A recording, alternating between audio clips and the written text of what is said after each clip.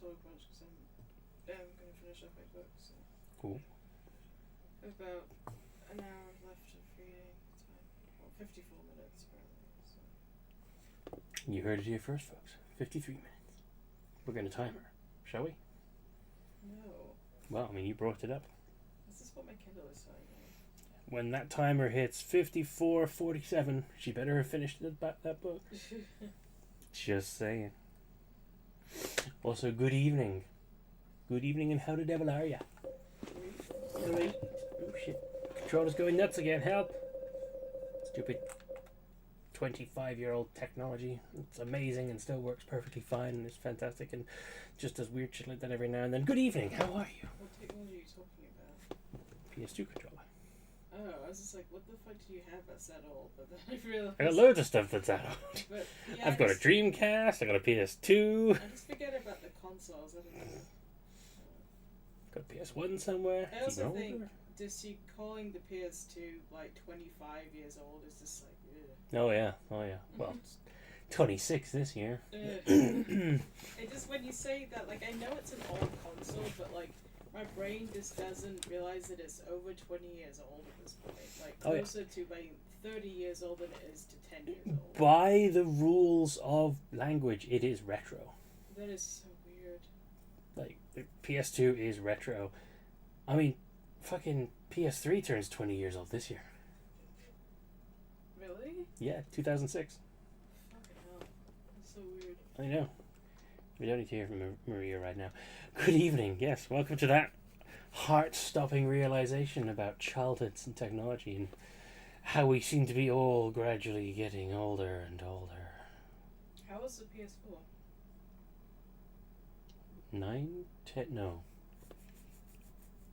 2014, 2013, I think. So, like 12 or 13 years. I don't know. I'm going to have to Google this. I gotta know now.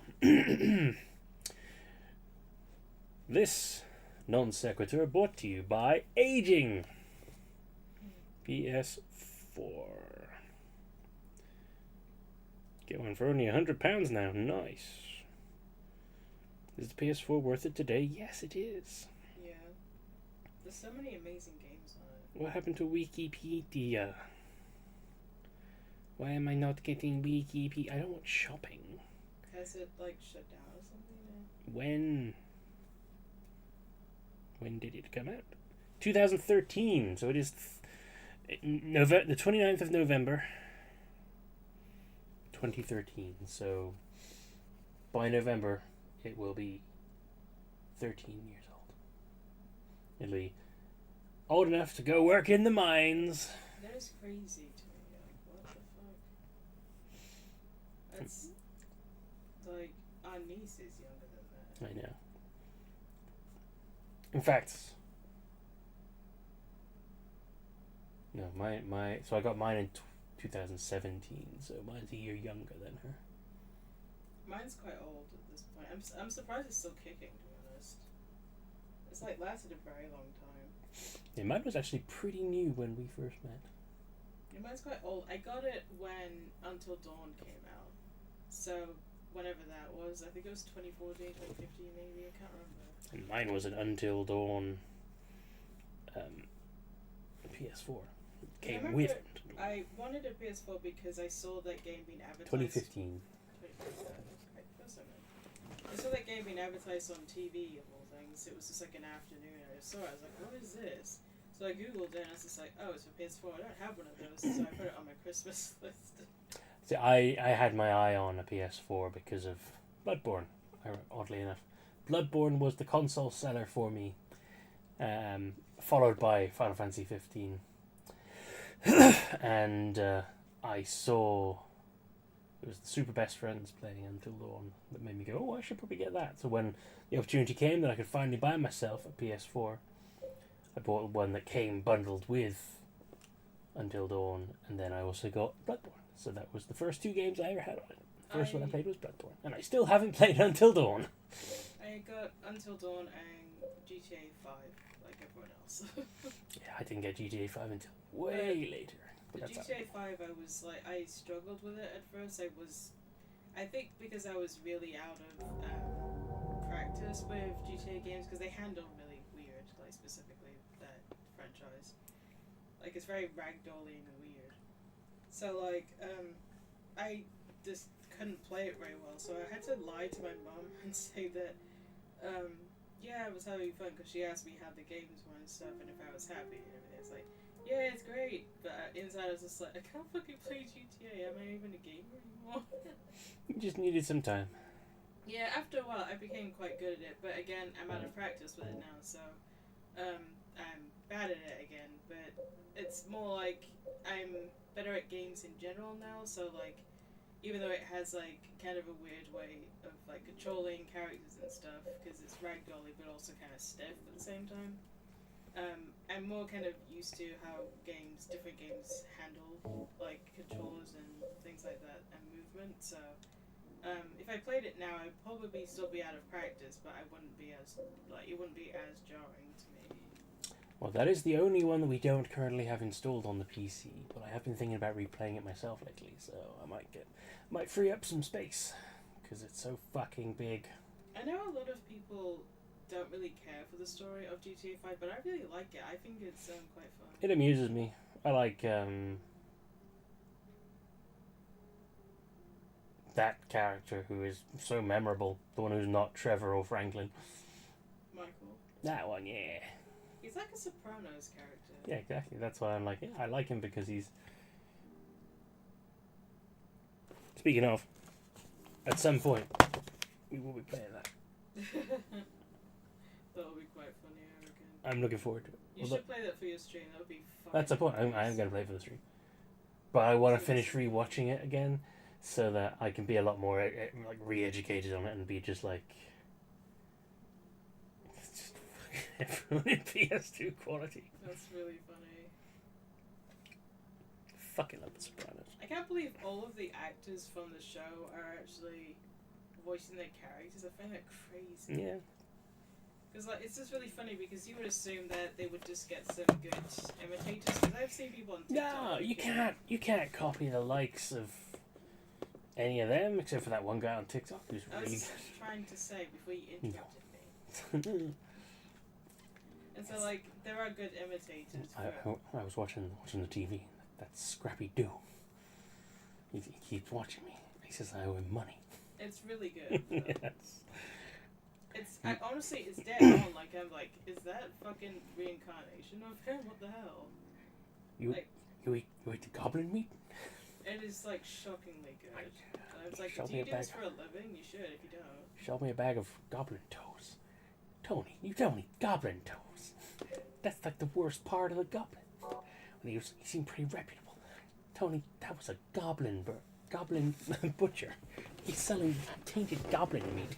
Honestly, this sounds as if it sounds stupid, but I'm just like, that was probably maybe a deleted scene from the show because, like, the first episode yeah, because about... they're always talking about goblin meat. I mean, I'm just saying and the first Scrappy Doo. Shut up! No! I'm just saying the first episode talks about, like, is Tony talking to Cerebus about a fucking duck penis. So, like, it would fit in with the show, to be fair. Yeah, but not. Scrappy Doo came out of the TV. Now he's threatening me for money. I think I can smell it. I think he's nearby. Anyway, aside from that that very, very long-winded non sequitur, good evening. Welcome.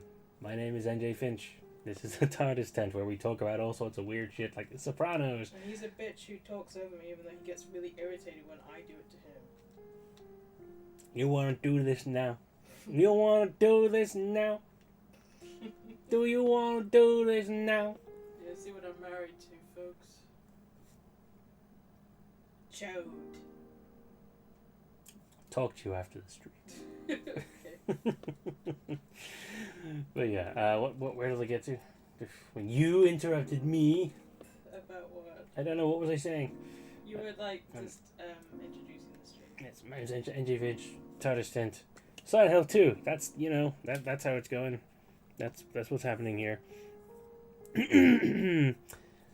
Obviously, glorious wife Paige, who's rude and interrupts me. Doesn't like it when I do it back to her. See how easily that can be turned around. Yeah. Darling husband. Yes. Beloved wife. I love you. It's true though. I do love her more than anything. I hope so, because if you didn't love me after like 7 months of marriage, I think something had gone wrong. You know. I think if I didn't love you after, when was it? How long was it when the expressions began? I don't remember. 8 years maybe. Oh, it's like a couple of months. No, No, it was September when we first started saying I love you and such. Started talking in September. It was in the November we were together. So yeah, less than 2 months. I thought you meant just like in general, like overall relationship.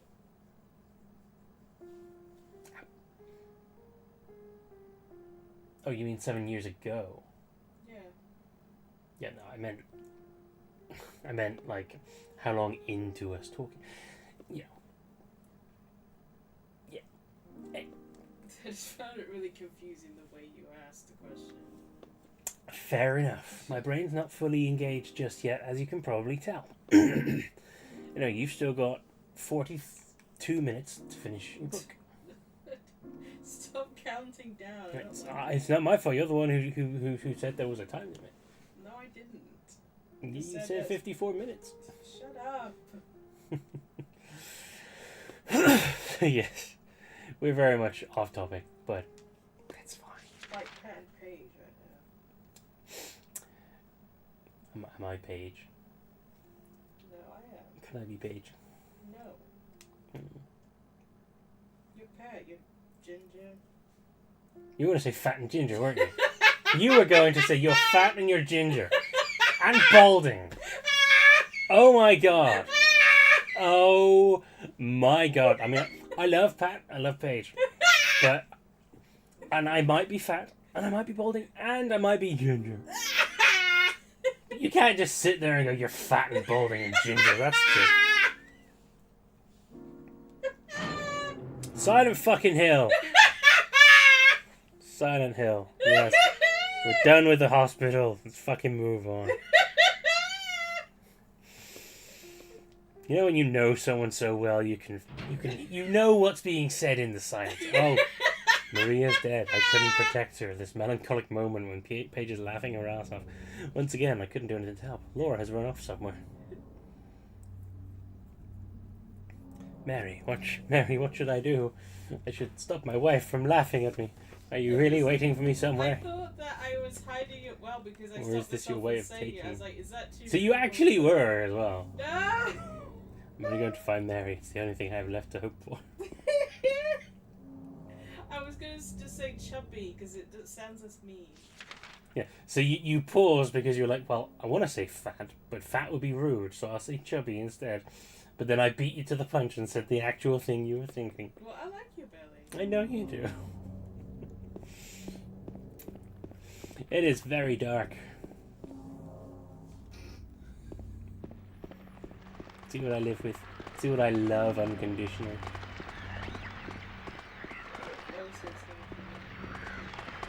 Oh, the nurses are out. I hope so. The nurses have escaped from the hospital. Stuff, floor drink, and a first aid kit. Excellent. Yeah, so Maria's dead. That sucks. We're sad. I think. But we still got to keep finding Mary. Laura's fucked off because she's an annoying brat. Ooh, handgun bullets. Jesus Christ. I forgot how much ammo's in this game. You know, I'm starting to wonder about... fuck you. Oh, and another one. I'm starting to wonder about survival horror games and their ammo limitations, because some of them certainly don't seem to be going that way. Like, I finished the first ending for Silent Hill F the other day, which was very fucking good, and I've already dived into... where am I going? I've already dived into... get some more, get the other endings. And I ended that game with like 14,000 faith points or whatever it's called. like the little upgrade currency, because I just wasn't using items, because by the end I'd gotten a pairing of email that were just so ridiculously overpowered together that literally fighting healed me. So that was fun. But yeah, the story is great. The atmosphere is fantastic, although it did stop being scary once I was fully used to it. Although it does still occasionally make me jump, which is quite nice. Startled the dog with it the other day, actually. She was not expecting me to suddenly scream. Or pretend to scream. Yeah, she gets staring at you every time you do it. She's like, what the fuck are you doing? Father, why are you making noise? You're the quiet one. The thing is, our household is usually pretty quiet, so like when one of us is like fucking around and is a bit louder than normal, she's just like, what's happening? I'm not used to... My god, is that more ammo? It is. It's like when we take her to my mum and dad's, and because my dad is a really loud person, she's just like looking around and just like, what's happening? Like, you can hear him from like across the side of the house, and it's like, because the house is pretty big, so like, he's just so loud, whereas my mum is not, so it's just really funny to see him react, like, what's going on, you know? And he likes to fuck around with her and like tell her off jokingly for things. She'll just be sat there shouting at him and he'll just be laughing. Because he thinks she's cute, even though he wouldn't admit it. Let's not turn off the light. I'm in a tunnel. What's in here? Is it horrors beyond imagination? Oh, it's a gate.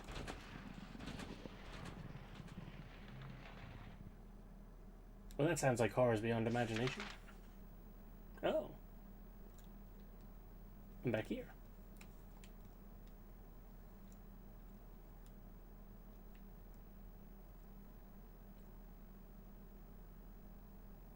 Letter... wrench? I don't know. We had pancakes for dinner. Oh yes, it's pancake day. And Nathan made them and they were amazing. I'm glad that you enjoyed them. Like, they were perfect. They were nice and thin and they were like golden on top and bottom. I try my best for my wondrous wife. I had chocolate chips in mine and I also had oh, hello. Nathan had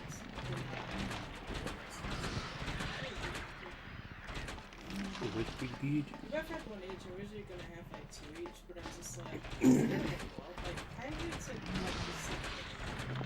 Like, even if you have really thin ones like we did, it's still just like, it feels like a lot of food, even though it's not really, but... Yeah, I mean, it was... Pancakes are weirdly filling. Yeah, I don't know. I guess it's just the flour, maybe? Like the... I don't know, like, I would assume so, right? Most likely, yeah. Because they are, like, you know, starchy things to eat, so I'm assuming that's probably what it is. Starchy messes. Yeah, I was just, like, first amazed you could get them so perfect. Because I've made, like, loads of pancakes in my time, but they never, like, turn out that good. And I always get the consistency quite wrong, regardless of how many times I do it. Like, it's kind of like cooking eggs. It's kind of something you have to keep practicing, otherwise they'll always turn out different every single time. I think the thing that amused me was your shock at my flip. Yeah. Do you think I could flip it? And then flipped it, and she's just like, what? Yeah, because it was a perfect flip. I was just like, wow, I didn't know people could actually do that well. Like, obviously, people can, but it's more common that it doesn't end up that way. Honestly, I was expecting it to just go all over the floor, but apparently I wasn't that out of practice.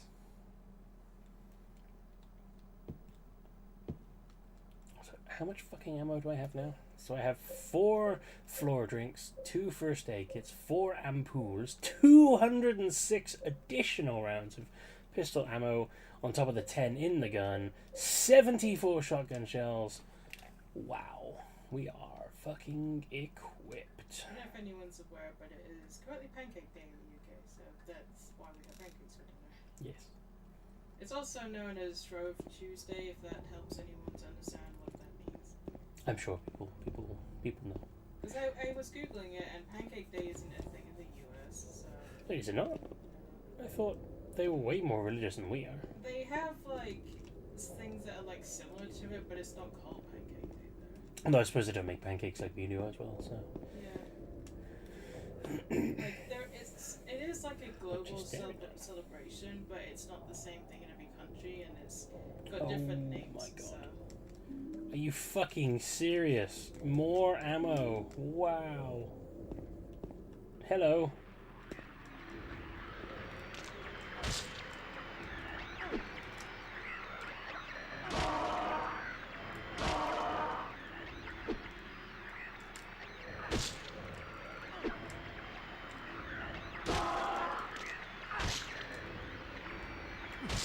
So, I completely forgot to mention this, but the kind of attack you do depends on how hard you press the attack button.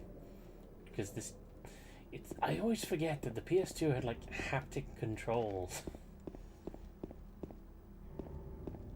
So bizarre. So rarely utilized.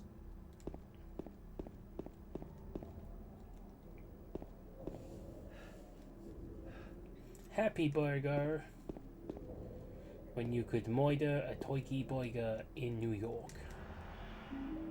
Rifle shells? I don't even have a rifle.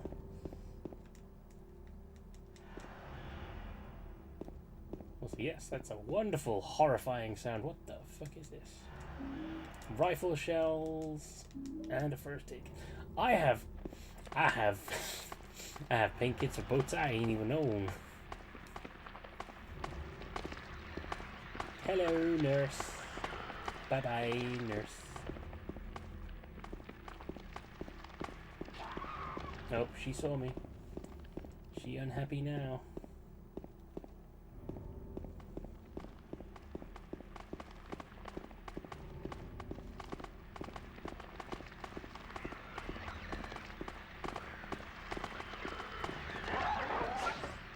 What's this?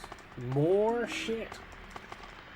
Shotgun shells, and oh, I thought I was trapped. Did I not? Maybe I should actually start using the guns. It seems pretty insistent. Fuck me. What difficulty do I have this on? It's on easy.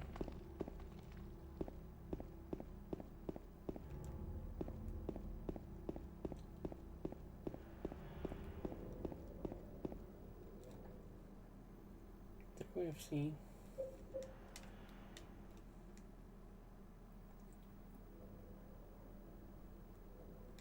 Not there. No way, no how. No clue. 86. 8 rifle rounds. Ain't even got a rifle.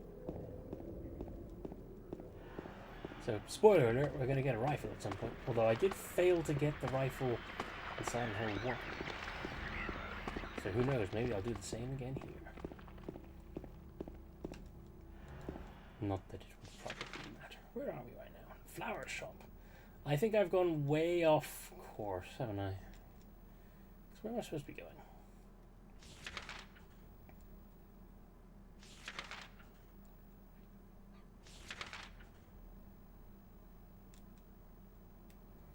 Rosewood Park. That's it, isn't it?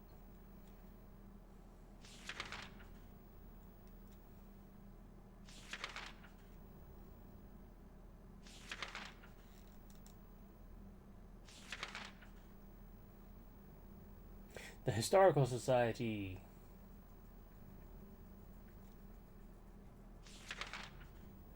Just see the blanket vibrating violently. Yeah, when she does that, it always looks like there's someone like doing something nefarious. Someone's having a wank. Yeah, that's what it looks like. That's why I laugh every time she does that. I was going to accuse you, but then I saw that it was nowhere near you, so I was like, oh, okay. I'm like, please, now is not the time to masturbate. Furiously. What would you actually say if I was masturbating while you were If you're doing it in here, I'd ask you to stop because that could get me banned. I never would just say it. Oh, I know. You think I was worried that might be on your to-do list? No, I just was curious to see what actually happened. But I wanted to reassure you, and also, watching that, I wouldn't do it. It's also kind of like creepy. It's like because no one watching your stream or anything is consenting to that, so it's also really to say the least.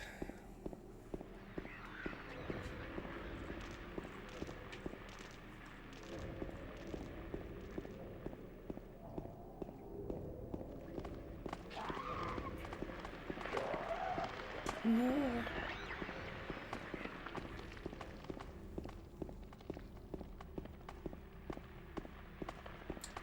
Everything's so far away.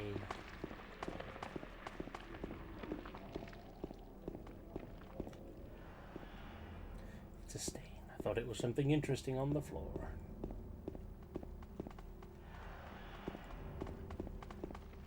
Oh, health items.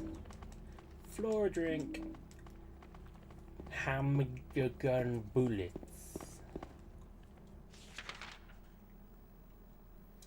Vachs Road. That was a very squelchy sounding enemy just then. Oh yeah, this is the road down which the thing is. It's where we got a handy dandy piece of wood. Our wife wood. Oh, it's all blocked off now. It's because it's night time. The tunnel has to go to sleep now. Don't disturb the tunnel.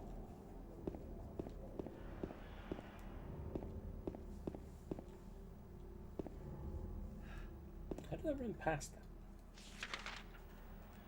Weird. We going in. Anything exciting? No, no more gifts. Finally a sensible place. Not trying to drown me in bullets.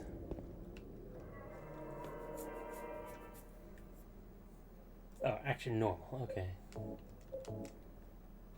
That'll be why we're fucking drowning.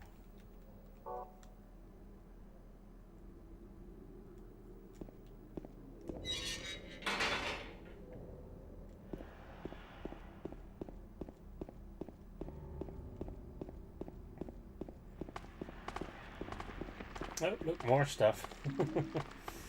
Floor drink. Oh, a hole.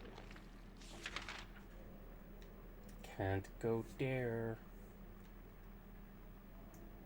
I don't think we can go back through the apartments, can we? And would we even want to? So I think I need to go back.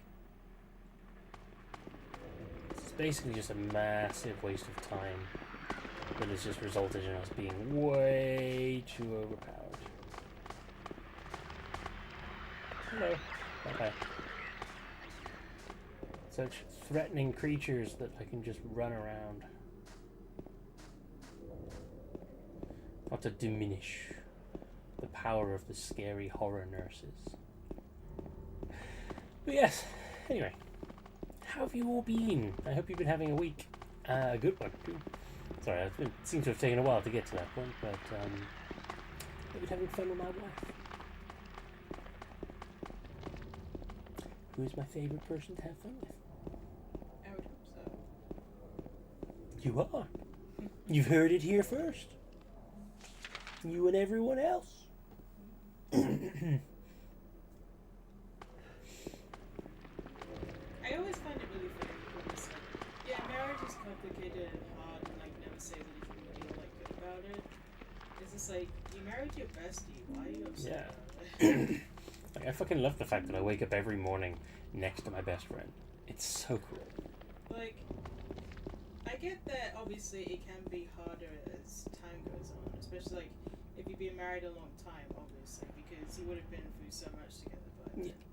So obviously I get that, and I won't fully understand it until we're at that stage. But it should still really be a net positive, right? It shouldn't be something like say mostly kind of negative things about, even if you are struggling, because it should still be something that is a positive thing in your life and not something that you're struggling with, you know?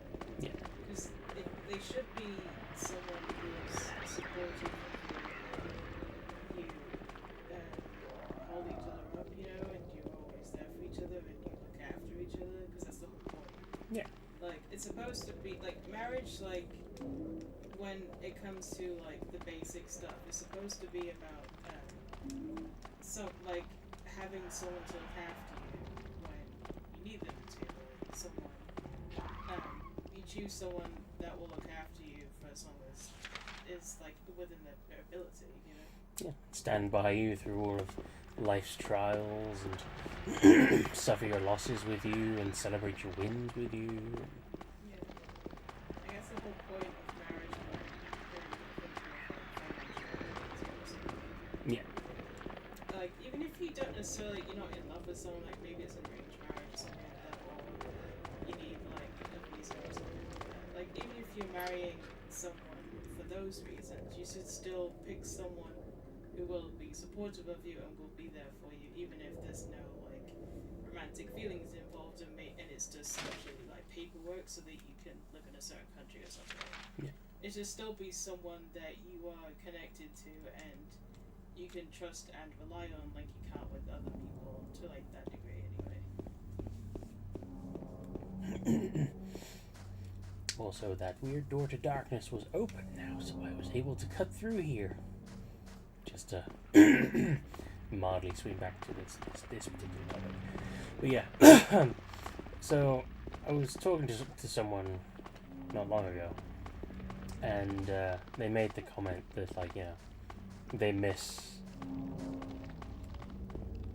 days from our youth where you would like stay up all night playing video games and sleep over with your friends and such. And I'm just thinking to myself, like, that is what life is. Like, I get to sit around playing my stupid video games and have a sleepover with my best friend every night, and like, it doesn't get boring. Even though we're just in bed together every day with peanuts like some of the tubes. Yeah, we're sat in here reading, and I'm curled up in my chair, you're curled up in yours, just doing nothing. Like, I find the quiet moments the best moments. Yeah, me too.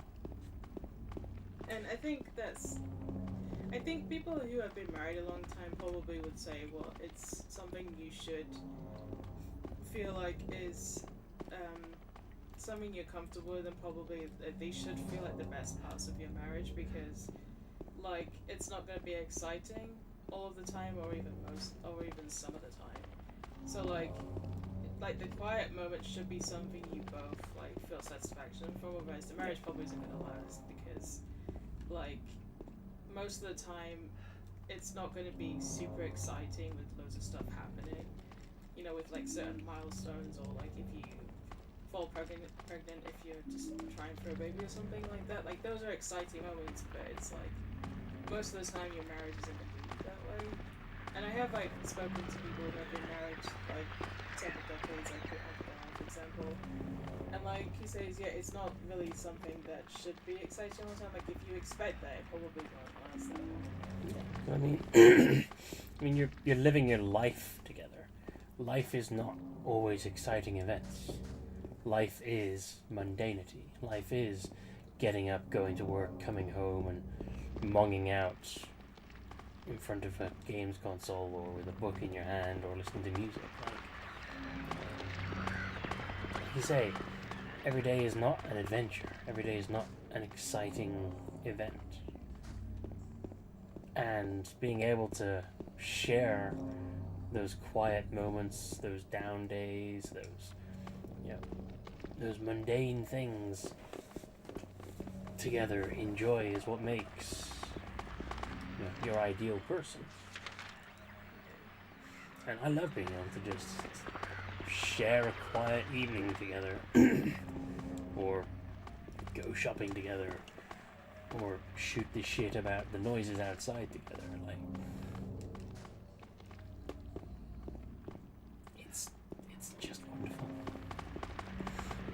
too soppy and over the top about my feelings, but I just love living life with you and doing it together.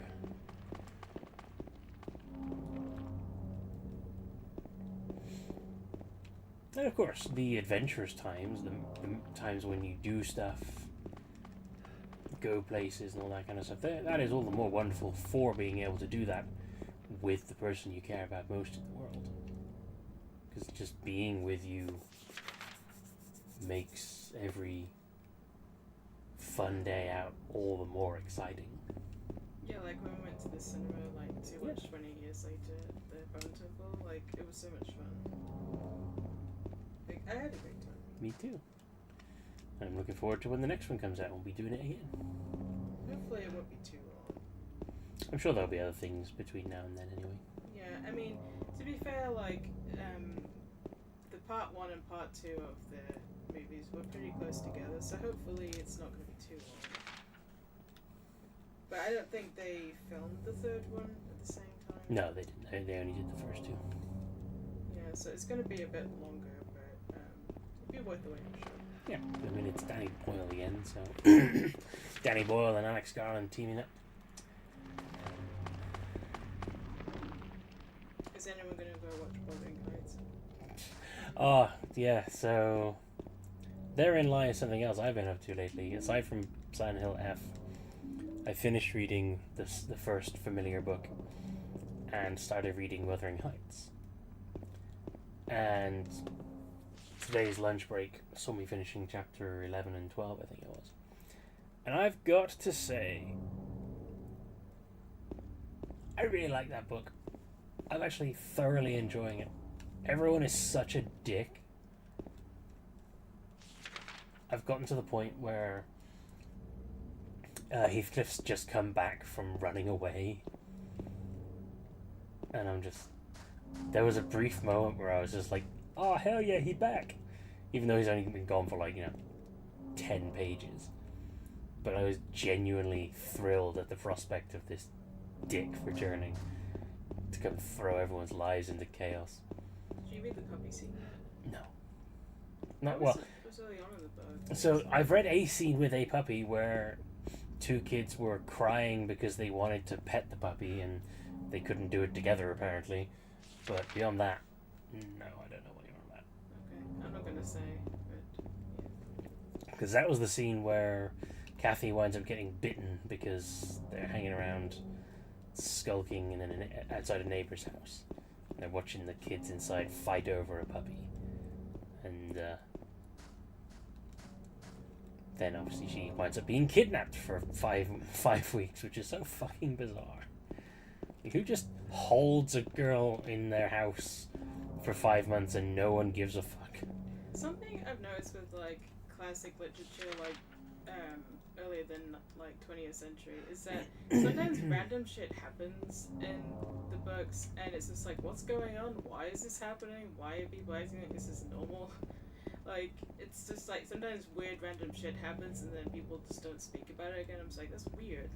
I always felt like it was restricted to an author or something, but it's kind of a common thing that happens in 18th, 19th century literature, or even older than that, and it's what the fuck was that about?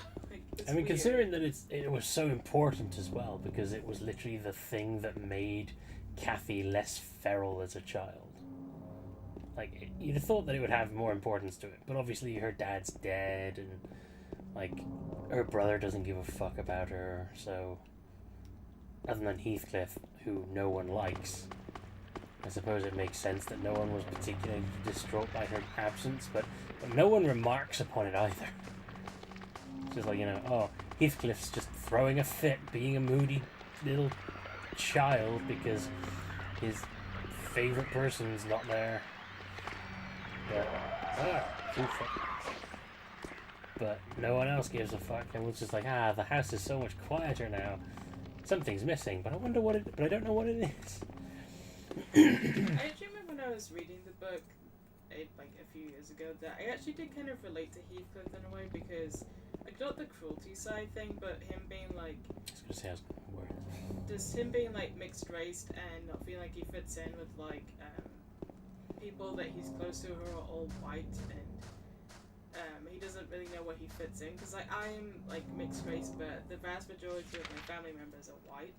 So like I often felt as if like I wasn't really entirely like fitting in with my family, and like if I said that to them, they would be like, well, that's just silly. Like we love you because you're our family and we care about you, but like just internally, I always felt like I just didn't really fit in. I don't know. Like it's a weird thing when like you're aside from you, like my sister and Natalie, my biological mother, like aside from that, we were the only like mixed race like people in our family until later.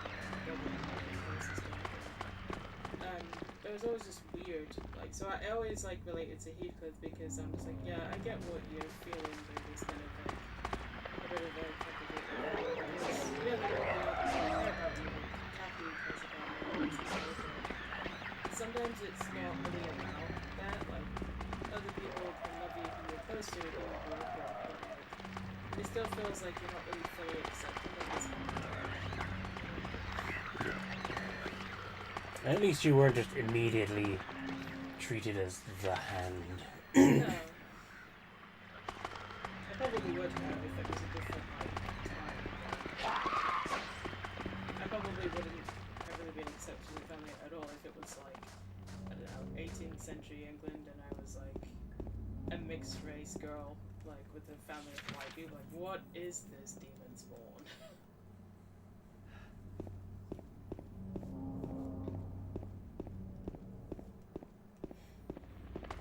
You will always be accepted and welcomed by me. And my family. It's funny because, like, your grandmother has never even said anything about my skin or anything.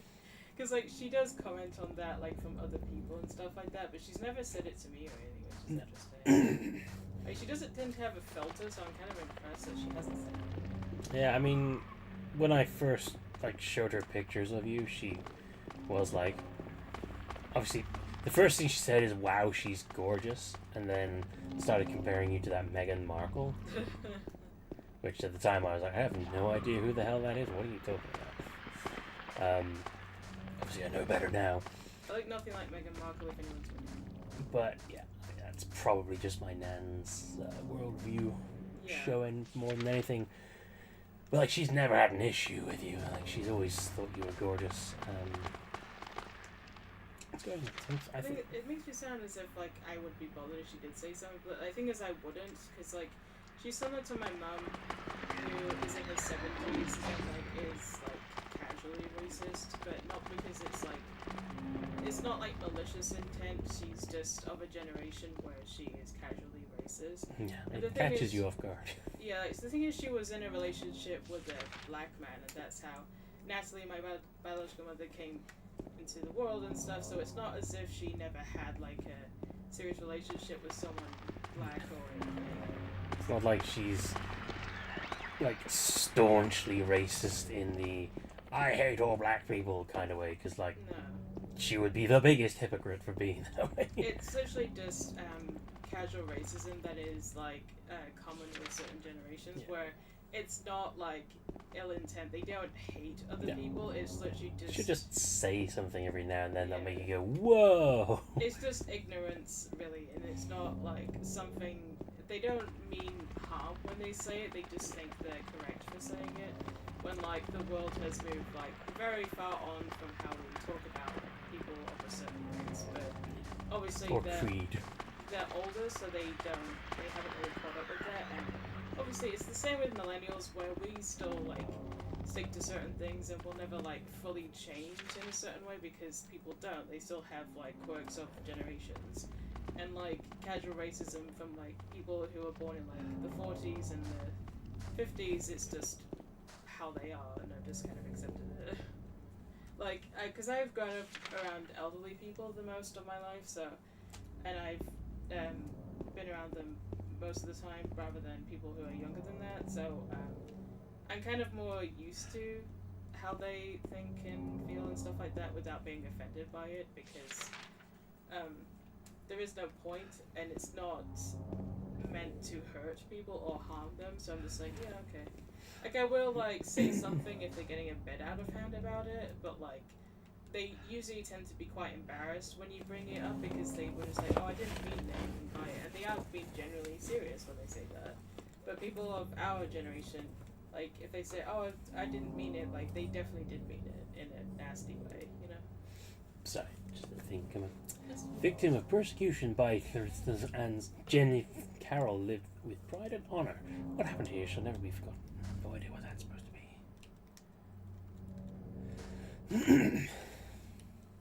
What's this? Ground is raised up only here. Could there be something under here? Will you dig? Yeah, like she's not hateful.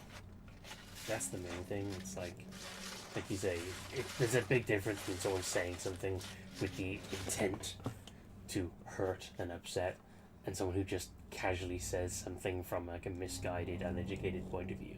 Yeah, I mean, like, your grandmother doesn't have formal education anyway, and she's... A small metal box is fastened by bolts. I can't open the lid. And she, like, finished primary school, and that's about it, like...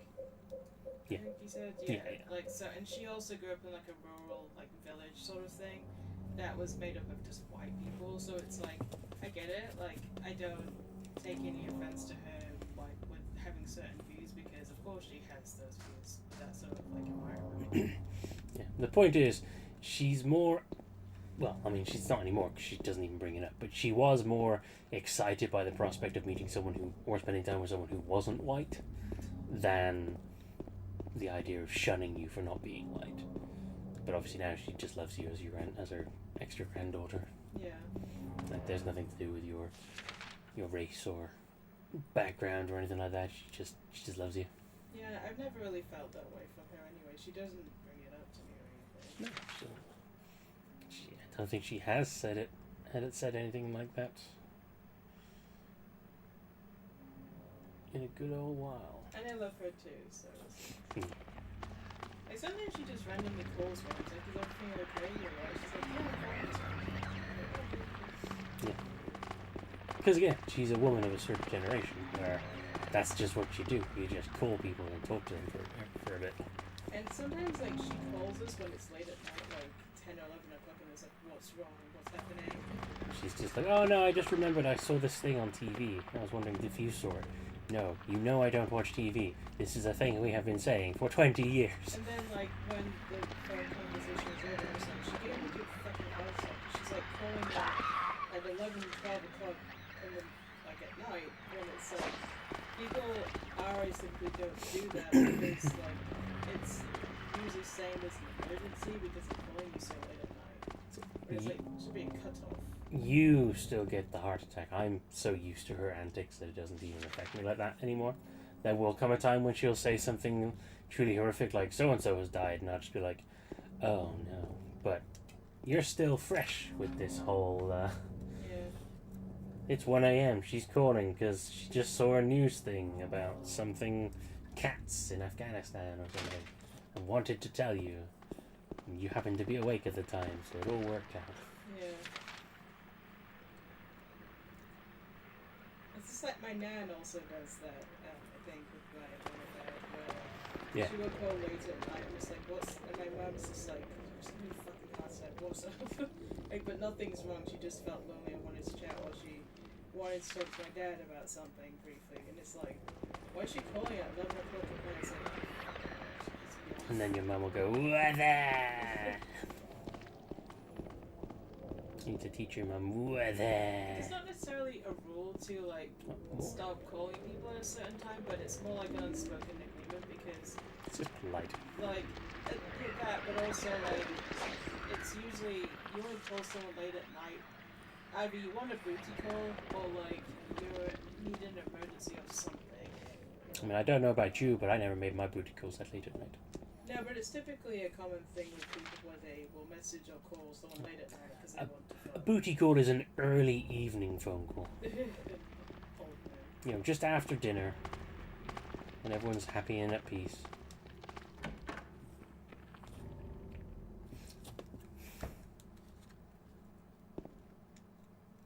Maybe after 8s. After 8s, yeah. Those are delicious. After 8s and booty calls. You don't like afterwards, do you? I don't. They're delicious. If you really want to see Mary, you should just die. But you might be heading to a different place than Mary, James. Ooh. I love fondant chocolates. Like, it's such an English thing. I feel like just like having chocolate like on fondant stuff is delicious though. Like old school like English chocolate sort of thing. Because like it's mostly just like fondant with like a thin coating of chocolate, and it's more like saving on money, isn't it? I suppose. Yeah, something like that.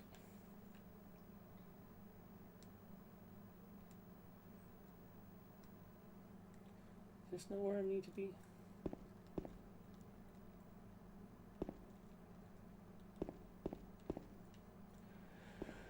I'm gonna guess not. I need something to open that box. Oh, 5230. Stop it.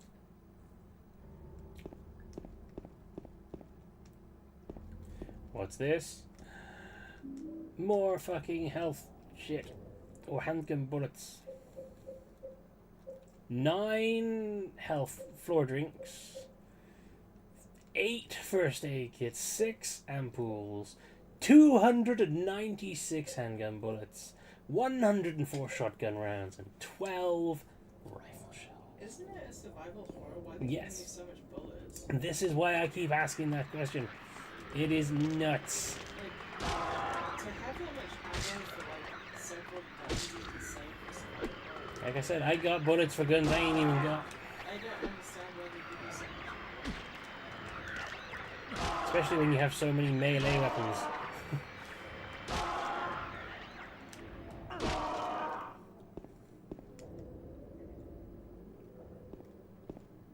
Kick it.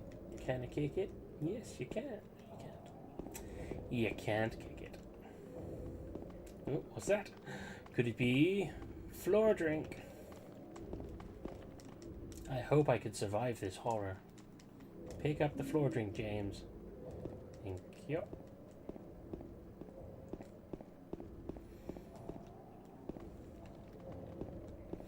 I have genuinely forgotten where I've got to go. I'm sure that those places were circled after the hospital for some bizarre reason. Letter wrench.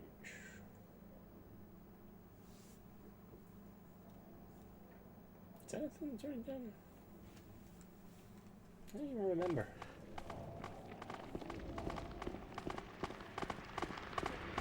Oh, they coming. Hello, nurse. This is...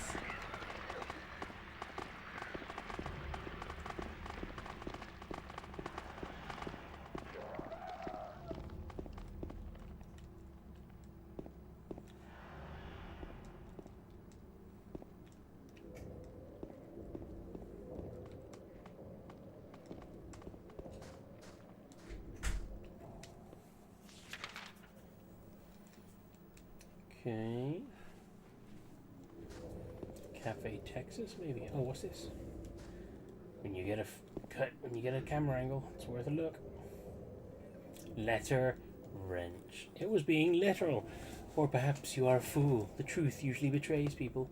A part of that abyss is the old society. The key to the society is in the park, at the foot of the praying woman inside of the ground, inside of a box. To open it, I need a wrench. A patient buried it there. I knew, but I did nothing. It made me uneasy to have such a thing near. I wasn't looking for the truth. I was looking for tranquility. I also saw that thing. I fled, but the museum was sealed as well. Now no one dares to approach that place. If you still do not wish to stop, James, I pray to the Lord to have mercy on your eternal soul. The letter was addressed to me. I got a wrench. Hooray. We got there eventually. Now I gotta go all the way back. Back to Cat Street. Wasted again in Marijuanaville.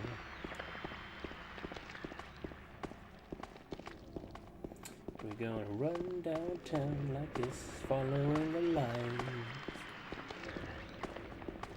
So since you're reading Wuthering Heights, right, you read enough about Kathy. How miscast do you find Margot Robbie for her character? Well, she's not blonde. So there's that. Although, I suppose considering that Margot Robbie is like most well known these days for playing Harley Quinn, that kind of works in her favour. Because Kathy is basically just a wild child feral monster who's good at pretending not sometimes when she gets a bit older. So in that respect, so long as she's playing her with that sort of almost but not quite Harley Quinn level of like sass and bulliness, then maybe not so bad, but definitely not blonde. Because again, there is actually a line where she talks about her husband's sister and how she's envious that she's blonde and she isn't. The sister's blonde and she isn't. The problem is really more the age, not the hair colour. But... Well, I mean, I haven't gotten to that point in the book yet. Kathy is more... So she's 22 where I currently am. Yes, Margot is in her 30s, but she also looks very mature in the face. Like, she has, like she's always kind of looked much older than what she actually is, even when she was in her mid-20s. She's a few years older than What's-His-Face, too. Yeah. I know this, because Margot Robbie is exactly 2 days older than me. Yeah, Jacob Elordi is quite young. I don't remember how old he is. Well, that's... Oh, actually, him. Yeah, he's, mid to late 20s. In fact, that I'm older than him is weird to me. Me too. Yeah, apparently Emerald Fennel aged up the characters, but it's one of those situations where it doesn't make sense to do that, because if you make Kathy in her 30s, she's well past spinster age for the era, which would mean it's okay, so why can't her and Heathcliff marry then? What's the problem? No one gives a shit because Kathy is a spinster, Well, she's not though. She's married.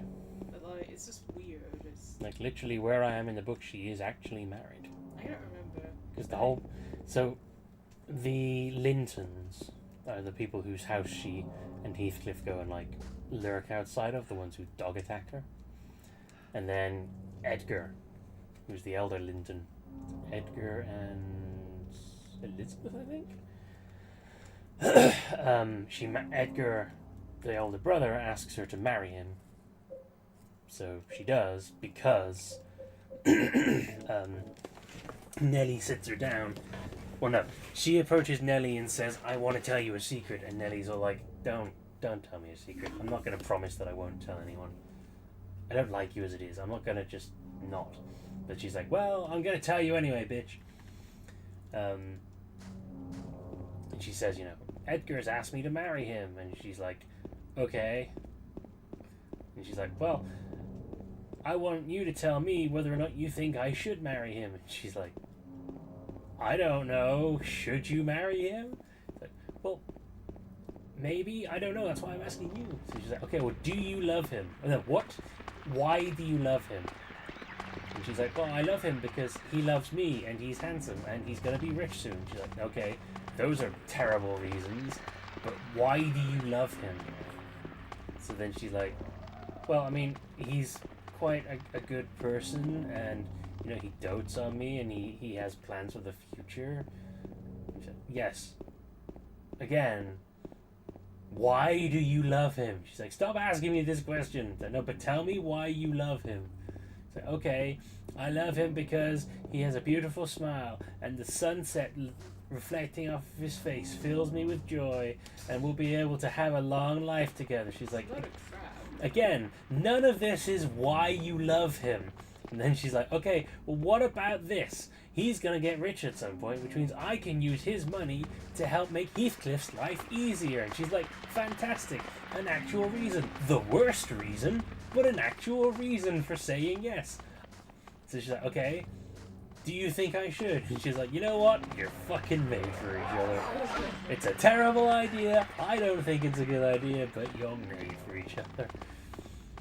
It's a good question, because, when people are asked, why do you love this person, a lot of people just don't really know how to answer it, I suppose. I think a lot of the time it's just not something you think about, it's just you feel it or you don't. Yeah.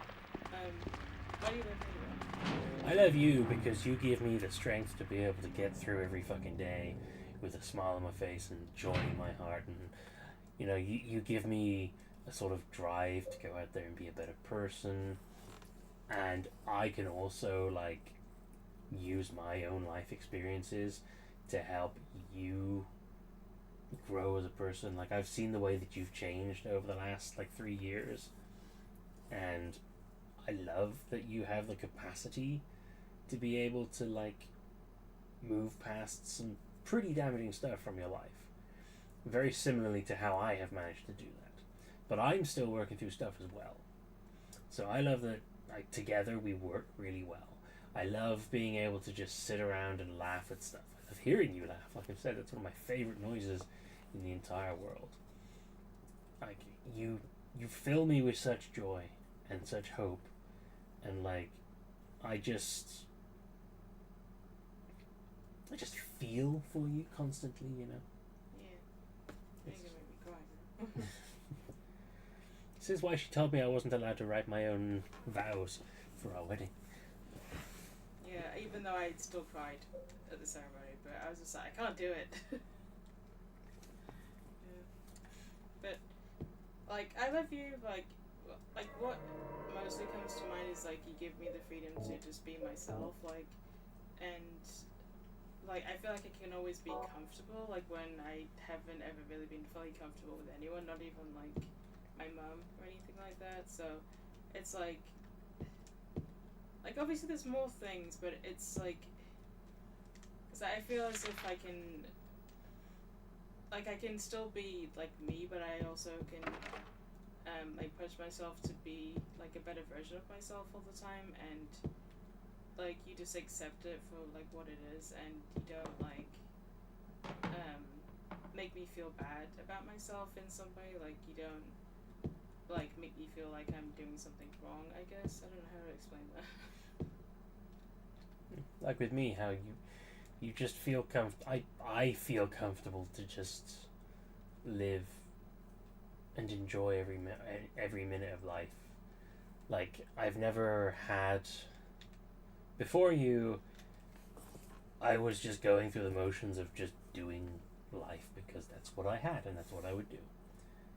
But with you, I just feel like you said, comfortable. I feel able to be myself.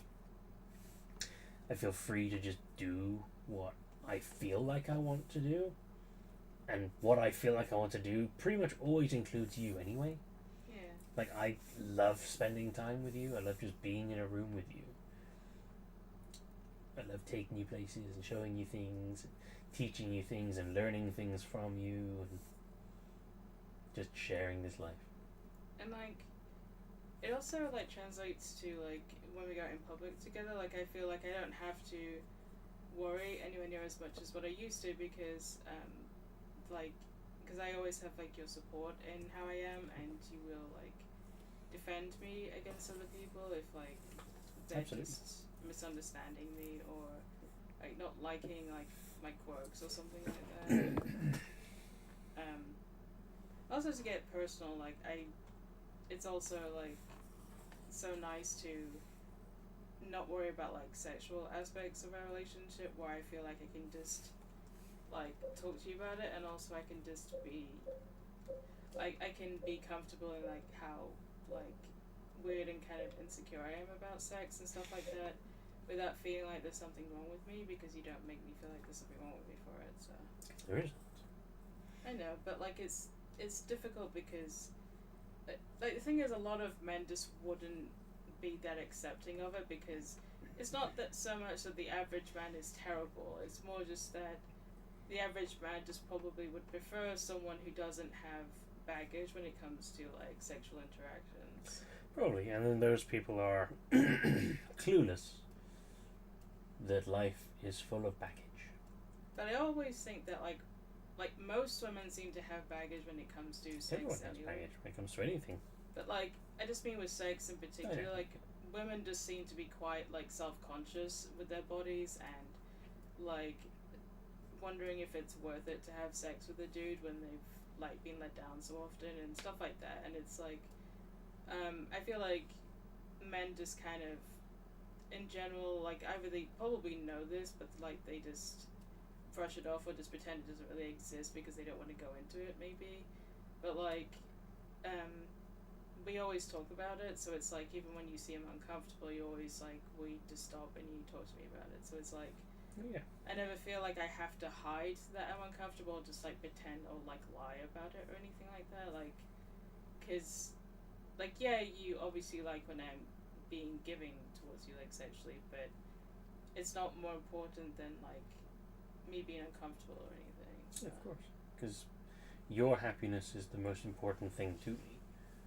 Like, you being happy and comfortable and healthy, and, you know, to have the freedom to be able to think and feel how you need is what I strive for. So of course I want you to have that freedom, and I want you to feel that way, because when you have those moments when something does come up that you have to address, I don't want to be the kind of person who just makes you push aside or bottle it up or pretend it doesn't exist, because it needs to be dealt with. Like, I've gone through enough shit in my own life that I've just sort of kept bottled away inside, that I know how how dangerous and terrible it is to do so. And I wouldn't wish that on anyone, least of all the person I care about most in the world. Yeah. Which is why I always want you to have the freedom to be able to do I also, like, love you because, like, the things that I, like, want to be, like, I want to be, like, eventually I want to be, like, a good mother, like, I want to be, like, a supportive friend, and I want to be, like, I guess, sexually confident, and I want to be a good, like, daughter-in-law and a sister-in-law. But you already believe those things about me, so it's like, well, since you believe those things about me, I guess I already am. So, like, it helps me to, you know, like, realize that I'm not, like, I'm not, like, struggling with those things. I just am those things. Yeah. The moment you wanted to be, you became it. Yeah. The only thing is just doing it. Like, if you have someone who believes in those things in you already, I feel like it becomes much easier to, like, realize them about yourself anyway, because if other people, like, the person you care about the most and love the most, like, sees that in you already, then you're pretty much all the way there anyway. Yeah. Because everyone is capable. You just need that support network. Yeah. You need the belief. And I believe in you. Every step of the way. Sorry for making you stream some promotion. Well, the thing is, it's fitting. Because it's about a married dude. Yeah, it fits very nicely. Also, on the topic of the game in question, this horrifying picture in the Historical Society of a certain red pyramided friend and some shit hanging around. Let's see what it has to say. Misty day remains of the judgment. It's him. Interesting of you to assume it's a man, though, James. There probably used to be a painting here. Only the Alan Smith, date of birth and death unknown. A scene of this area long ago. From the style, it looks like it was done sometime around 1820. There were not fewer people then, and only a handful of buildings. So yeah, we're in the Historical Society. Obviously, history of Silent Hill kind of stuff. And it has a coat on for the first time and she's barking about it. She's got, The like, photo is hanging here. Wiltsey Coal Mine. Ed's original name was so cute. She had, like, the coat on with the hood up and she was just going barking with it. She was so excited showing it off, running around. She was excited so about cute. her coat. Hello! Oh, she popped up. Oh, what are we looking at? James. What a lovely sound. Obtain. I got an obsidian goblet. I appear to be just picking shit up at this point. Ancient looking goblet carved from pure obsidian, found in the old museum. Makes me think of that system song. Obscenity. Vicinity of obscenity. Yeah. A snake is carved into the stem. Banana, banana, banana, terracotta pie. The Something particularly special about this photograph? A photograph is taken here. Brookhaven Hospital, 1880. This hospital was built in response to a great plague that followed a wave of immigration to this area. It was originally little more than a shack, but it gradually grew and grew. Brookhaven Hospital, if I recall correctly, is the one from the first game. Or is it this one? Stop it.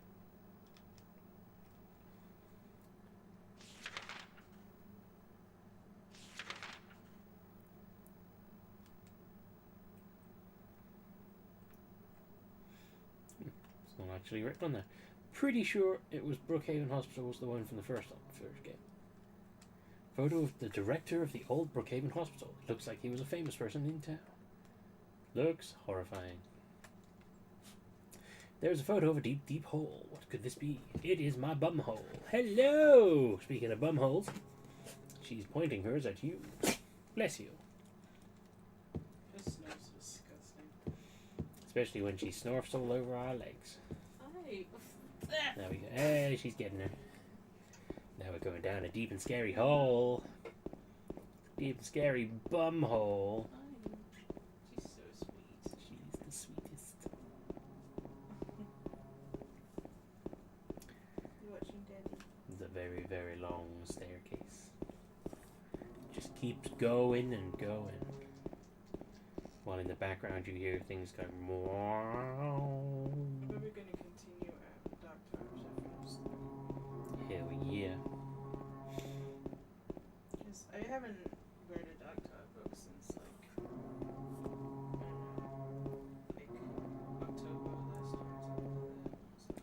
It's getting louder and more frequent. At the bottom. Do it. No, she's cuddling. She's so relaxed. I think she's still sleeping because she just woke up.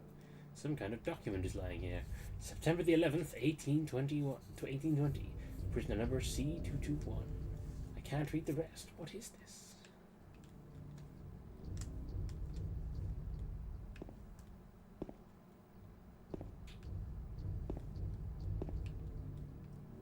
Oh look, it's another first aid kit. I hope I don't run out. I think now we're indoors, I might switch to the gun for a little bit.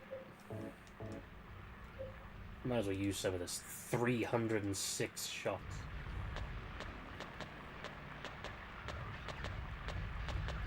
Oh, hello. How you doing? Happy to see you. Happy to kick you in the face. Oh, you over there? Kick you in the face too. Oh, okay. Oh, he's running. He's skittering. He's skittering away. Where is he? Yes. You know how some people say marriage is not necessarily a trap, but like more restrictive. But it's funny because like I find marriage so freeing. Like it gives me like so much security and positive feelings that like it's probably one of the best things I've ever done for myself. Like I just don't feel restricted. Yeah, I'm the same. Like, there are people who do approach marriage as if like marrying someone means the end of the ability to go out and do whatever the hell they want. But I think the reality is more that people just don't realize what they actually want to do with their time. Especially considering, like, it's not like I can't go out and do stuff. You don't stop me from doing things. In fact, often we'll do stuff together. I think people who think that way are just typically the ones who found the wrong person. Someone who clearly doesn't approach life the same way they do. The hole's dark and I can't see anything. Will you jump down? Yeah, why not? Found a random hole, let's jump in it. What's the worst that can happen? Besides broken legs and death. And he's just gonna full on jump. I also think I don't stop you from like doing what you want because you don't take the piss like that because like you like respect like our time. Sorry, babe. Cutscene. Nothing sure. Doing it well, and somehow he did not. Oh, never mind. Carry on. Yeah. You can carry on. I was saying that like you respect our time and also my time as an individual, so you don't take the piss by just like canceling on us or like always going out somewhere and just not spending time with me. So it's like I feel like if you did that, I wouldn't be happy about you going out and I would say something about it. But because like you like respect me as a person, respect us like our relationship, so I just don't have a problem with it when you want to. Yeah, I mean, anything that I do have planned, I always try and include you with it anyway. Obviously, there are some things that I unfortunately can't include you with, like, say, work, Christmas dinners and such. But beyond that, life is pretty much just something I can easily share with you. Yeah. Like I say, if someone is basically feeling like everything they do is being encroached upon by their partner, then clearly they need to discuss the boundaries of what they need, what their relationship is. Because otherwise, like, if they have things they want to do, but their partner's not letting them, then they need to figure out why that is. Yeah. Also, like, I think because people know that they can do a lot of stuff to their partner or their spouse, and they will be forgiven for it because of the bond and the love that is there, and that's often why I think a lot of people do take the piss with like marriage and stuff because they know that essentially them being married to this person means that it's a lot easier for not as easy for things to like fall apart in that way because a lot of people will keep it going because you got married and also like they love you so they're also gonna stay together for that reason too. And it's like people will just take advantage of this and will like do things that they know probably will upset or make their spouse angry, but they're like, well, I'll just do it anyway because I know I'll be forgiven because we're married and he or she loves me, so it's not going to affect it much in the long term. But in reality it would most likely be one of those things that builds up along with some other things that leads to you getting divorced. Yeah. So say hello, Peanut, to everybody. Oh. To be impossible to climb this. It's like I know you'll forgive me for the vast majority of things, and like so I could do like pretty much anything, and you will forgive me even if I've really hurt you. But like I don't want to hurt you, so it's just like yes, I know I could do those things, and you would get over it, and we would move on. But it's like I don't want to hurt you, so I don't do those things, even though I know I could, because us being married and you being in love with me means that I would be forgiven for most things. But I mean, loving someone means putting your heart, so as like the encompassing of all of what is you, who you are, all your strengths and your weaknesses into the trust of someone else. yeah. And being loved is them not abusing that trust. Yeah, it's like even just with simple things like taking some of your chocolate without asking you first. Like, yeah, I ate that because I really wanted some chocolate, and you're like, well, why didn't you just ask me? I would have said yes anyway. Yeah. Like. But instead, you just feel betrayed because you couldn't extend that one bit of courtesy. Sorry, we've also got a bit of progress with just this spot here. It feels different than a normal wall. I wonder if I could somehow break it. And it's like, in my brain, if I was that kind of person, like, well, I know he'll say yes, it's like, it does matter though, just ask, because you say you respect your spouse, and you said that literally in your vows that you will always respect him, so live up to what you promised you would, like you vowed you would.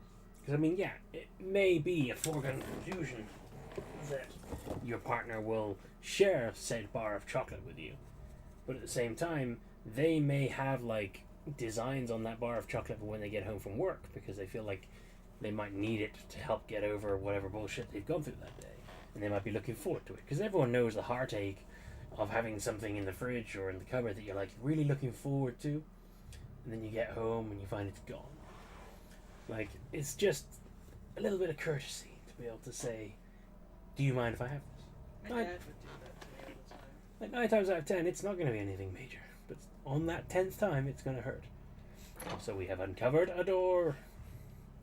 The only thing I remember that my dad would often eat some of my stuff that was in the cupboard of the fridge, and he was like, well, I didn't know it was yours. I'm like, well, obviously you knew it wasn't yours. So it's like, why didn't you just ask whose it was? So you just took it without caring whose it actually was.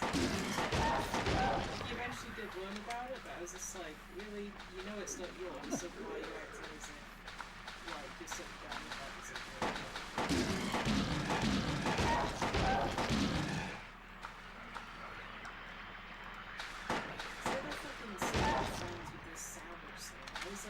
Honestly, who the fuck does that? Yeah, I don't understand people who eat other people's food from a fucking work fridge or work kitchen. Like, it's pretty obvious. If you didn't put something in a fridge or cupboard at a work, in an office or kitchen or whatever, and you don't have an explicit rule that says that things in this place are fair game, do not fucking touch it. Like, we have a fridge at work where, you know, we're able to keep stuff, and everyone, only once in the 8 years that I have worked there, near 8 years that I've worked there, has someone like messed with or eaten someone else's lunch from the fridge. And it was a big deal because that never otherwise happens. Like, you can put stuff in that fridge and trust that it will still be there when you want it. Sometimes, like, I always keep a pint of milk in the fridge because my cups of tea throughout the day.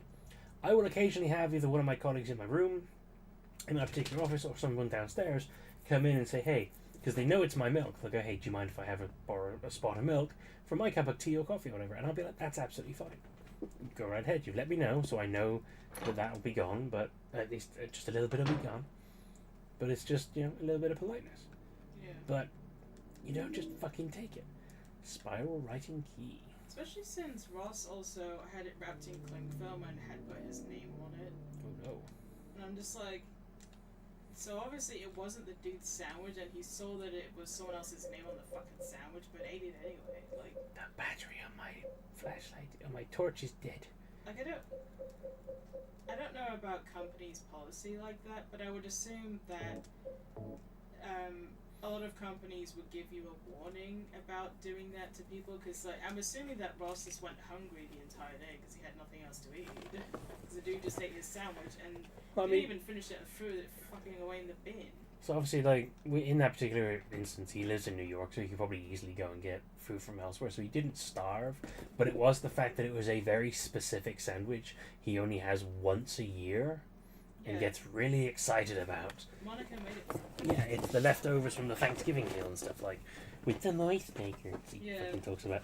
Like, I remember way too much about Friends. I don't know if anyone's aware of that, but I've seen every episode of Friends a dozen times and know it way too well. Oh, yeah. But yeah, like, it's something that he genuinely looks forward to all year long. So the idea that someone would not only eat it, but eat some of it and then throw it away is genuinely heartbreaking. Because he's going to have to wait a whole year until he can have that again. And it's just unfair. Like, don't fucking do that. Like, if you are someone who works in an office and you've ever looked in a fridge or a cupboard and thought, oh, I'll have that, don't. Or feel terrible about yourself.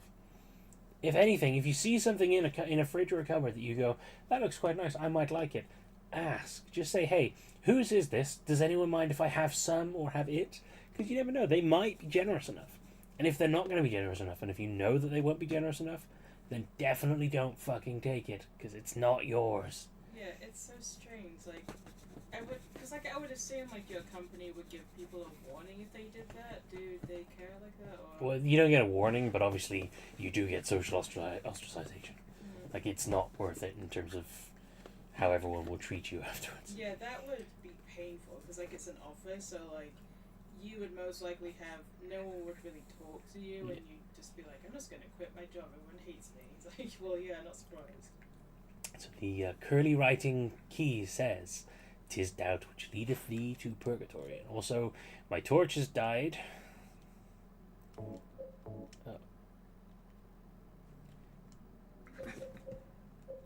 Oh, I can't combine that with my torch.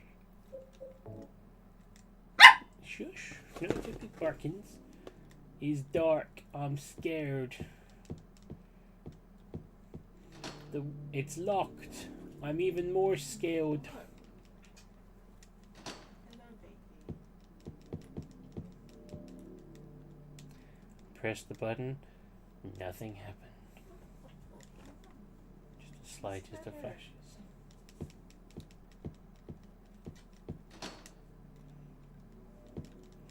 This tunnel has been nothing but bad. She agrees.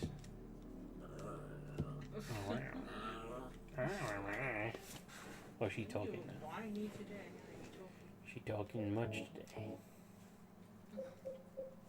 Too bad.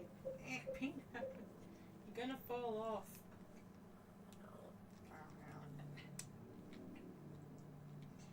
I'm trying to read my book. You're trying.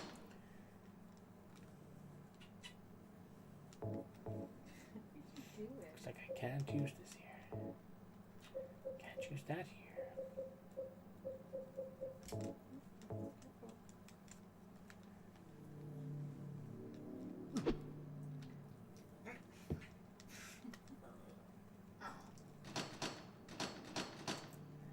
It's locked.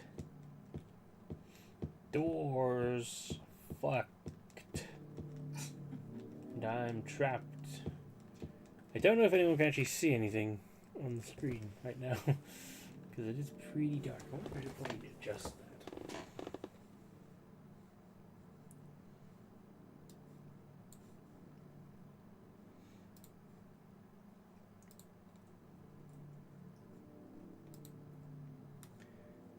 Properties. Configure.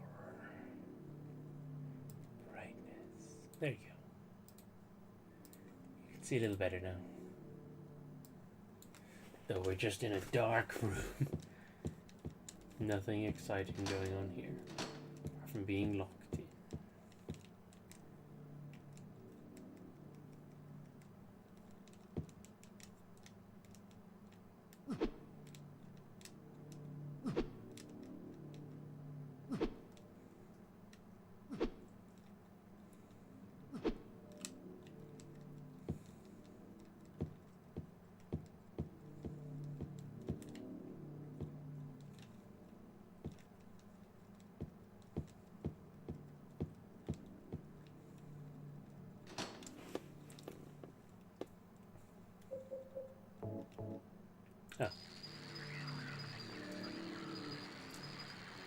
Oh, bugs! So many bugs. Didn't think to use, did I? Key code. Oh, shit. 999, let me out.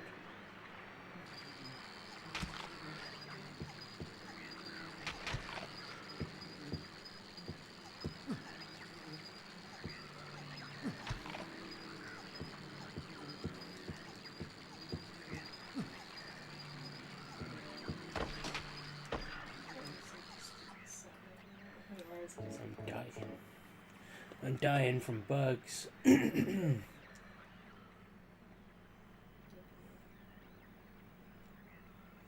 No. Just like slowly move outside. Turn the numbers. That's that thing, yeah.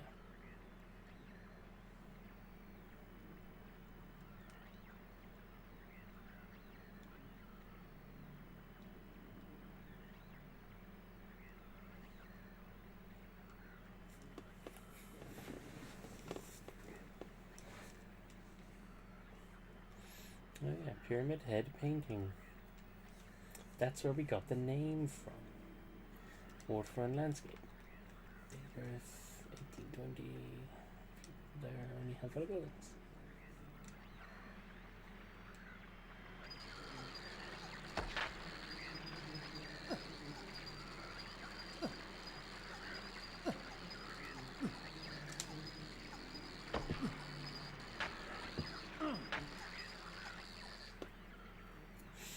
I'm dying.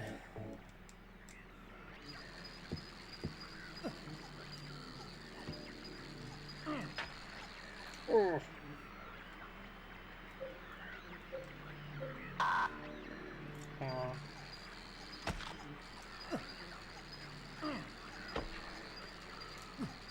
I love the way the bugs are just going up and down the wall. I think it's so cute.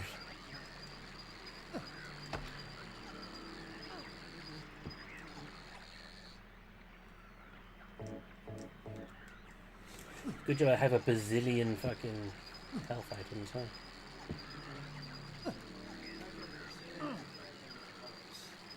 $100 million bajillion. I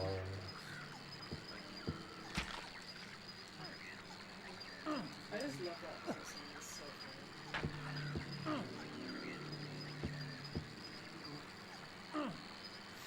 The other day, I had a friend just randomly reciting to me the scene of that. You have no idea how freeing it is to feel the joy of a shaved scrotum. Oh, how's in the ghost?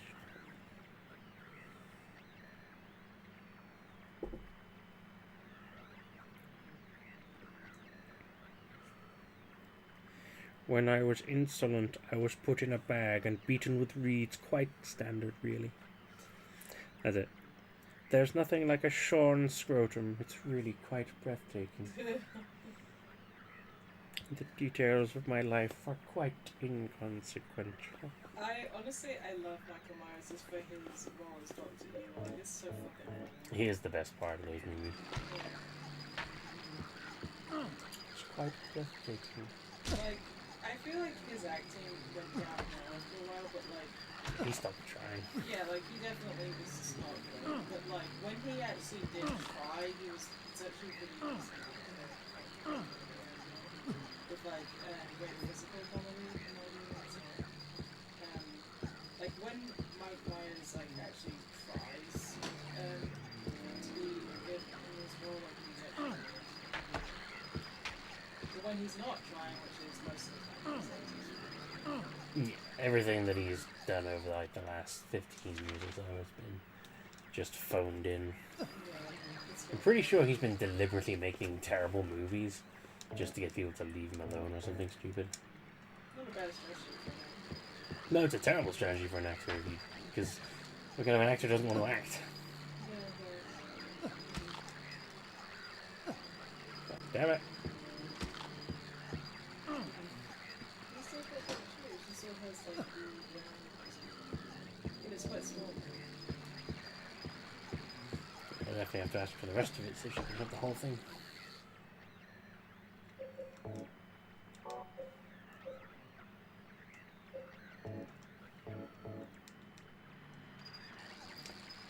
Quite breathtaking. I also love what was his name? The guy who plays Seth Green. yeah, I love him and Seth Green's scenes together with him. If a problem comes along, you must zip it. Zip it good. I just loved it. Like, I always felt like he and Mike Myers had like great chemistry. Yeah. Like it's an interesting term because even think so he discarded it, but I died. Next up, my father is evil and he's trying to take over the world. We have Scott Evil. Just Jerry Springer with just evil fathers. I love the Jerry Springer. That whole scene is fantastic. It's really fun. It's one that's not remarked upon often enough, I think. Cause Yeah. how much progress did I just lose? Because that's also actually Jerry Springer, isn't it? Yeah. That's really funny. But just like, you know, there's a fucking neo-Nazi, a Ku Klux Klan member. It's just like the whole squad of crazies in there. And just like Dr. Evil, and then he comes in and starting a fight. Oh, come along, dipshit. I'll kill you both. Get away from me, you lazy-eyed psycho. Give me a hug. Hug. Get away from me, you lazy-eyed psycho. Fucking love that scene. So funny. Hug. Hug. He just runs out the room going, hug. I always felt like that was just not in the script, and it was just no, like that was. freaking him out. That definitely feels like a. Get away from me, you lazy-eyed psycho. Yeah, that was definitely one of those wonderfully little ad-lib moments. Oh, hello. Hello again. Yes, you come to sneeze on my face now, have you? Oh dear. Hello. Now we need to rewatch the Austin Powers movies. Yeah. Well, at least the first two, I don't like the third. Yeah, I'm not a fan of the third one. I was never a fan of the third one. Ew! I was right. I said she would come sneeze on my face, and that's exactly what. Stop it! The first one is the best one, though. The second one's still good, but I think the first one is the funniest. He's not gonna make it. He died. Killed by a school of angry mutated. Please stop waving your bum hole in my face. She's so cute. Face. I know you want me to. She's so cute. She's got fluff in her eyeball. I didn't get it. You don't have to turn her around. She's got fluff in her eyeball. Peanut. That's not like an eyeball. I thought it was on her eyeball. It's just on her eye, not by her eye. I'm going to the one place that has not been corrupted by capitalism. Spice! It's so funny. You imitate it pretty well, too. Thank you. That's Tim Curry, if Commando. anyone's wondering. Oh, people know it's Tim Curry. So funny. Commando. I'm gonna be so sad when he leaves. Yeah, I mean, I'm sad enough that he's still stuck in a that he's gonna spend the rest of his life in that wheelchair. Yeah. It sucks. But he is quite old. Yeah, but he is also quite happy and still working. So Is he still with yeah, he does voice stuff. okay. I mean, he's always done voice stuff. That's right. I hate to alarm you, dearest, but I appear to have lost the sight in my eye.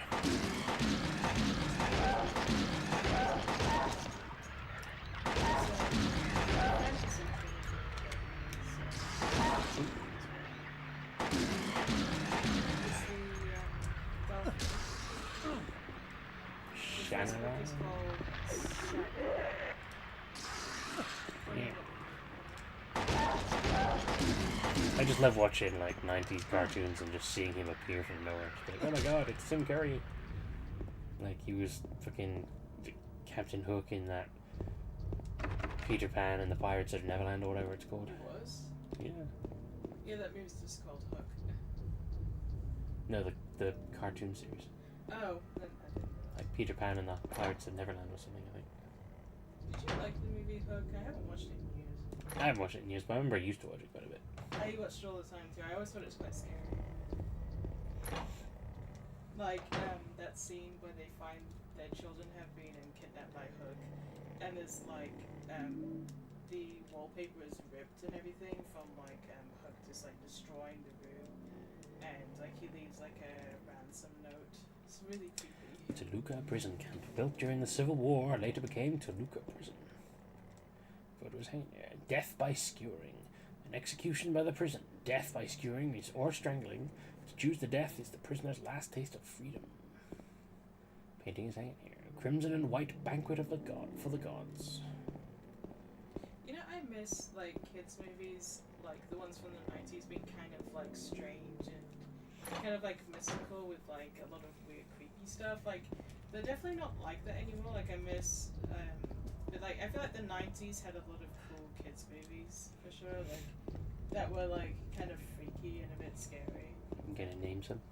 Well, like Hook and Jumanji, I think was also kind of. Jumanji's a fucking amazing movie. Because like Fucking as love a kid, I Jumanji. didn't realize how like damaging it was, but like fucking the dude who is played by Robin Williams has like fucking PTSD after being sucked into the floor and had to live that way, and like his parents died. 20 years, What like. happened to him? And it's like the whole thing is fucked up. But did you also realize that like his time spent in there, he's being hunted by that hunter, right? Yeah. and the hunter is played by the same actor who plays his father, Oh. which means he's being hunted by a facsimile of his father for the whole time he's I in there. didn't know that. No, you didn't notice that? No. It's fucked up. It's so cool, but like it is horrifying because like the hunter just like comes into the real world and like starts fucking shooting at them like in like a supermarket and shit. I'm just like, this is horrifying. And then he goes to a fucking sporting goods store and finds an even bigger gun. Yeah, like the whole thing, like it's just a really terrifying movie. Like it doesn't seem like it when you're a child, but we watch it as an adult and it is fucked. It's really good though. But like I just miss like family movies and like kids movies kind of taking risks like that because they just don't do that anymore. Like I've obviously watched, you know, kids movies and family movies from like multiple times and they're just so different. Like they kind of lack any real flavor. It's a bit sad. Bite. Yeah, this is kind of sad. I was listening to a thing this afternoon about terrible adaptations of books, and one of the ones they were talking about was the Disney movie of Artemis Fowl, which obviously I've not seen, but I used to love reading those books. I was a bit older when they came out, so they weren't quite in my wheelhouse, but I did still enjoy them. Apparently, obviously it seems obvious when you realize it's a Disney movie, but when they made it, they severely downplayed the fact that Artemis Fowl was a fucking villain. You know, like the crux of the story. The fact that he is the bad guy. Really? I don't remember that. Really? It's been years. I mean, like, the plot is literally Artemis Fowl is like a super genius villain. I don't remember. Like, that's his deal, is that he is a bad guy. I definitely need to reread But he's them 12. sometimes. Yeah, so do I. I don't remember how young I was, but like younger than pre-teenage, I think, when I was reading them. And I really liked them as a kid. I do remember that at least. The door at the bottom, the door is locked. When I was a kid, I always associated with it being boy books. Are they boy books? I mean, they're about a boy. So that are they aimed at boys or what? I suppose. I mean, they're just aimed at kids. Yeah, I just wasn't sure. Like, from my perspective as a child, like these feel like boy books. Like, no, there's no problem with that. I just always felt like they were boy books. It's kind of like Lord of the Flies is a boy book. Yeah, Lord of the Flies is definitely a boy book. But again, it was written in an era when people were unapologetically writing books specifically designed for specific genders. Yeah. At least with children, anyway. But I love Lord of the Flies, if anyone's wondering. I need to reread that. It's been a very long time. Me too. I love that book. I haven't read it since I was a kid.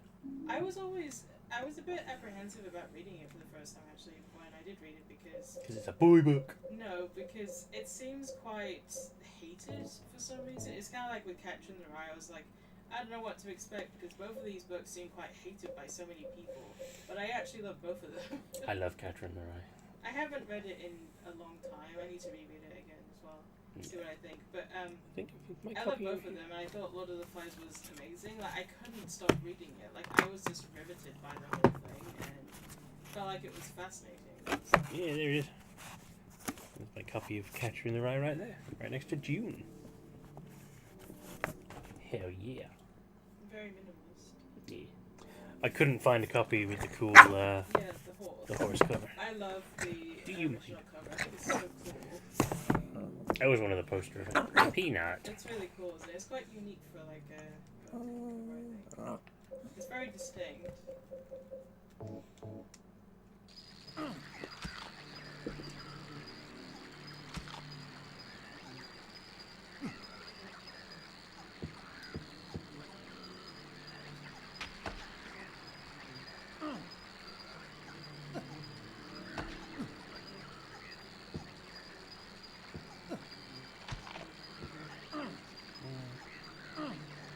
I think it's the number of bugs on the wall. 1, 2, 3, 4, 5.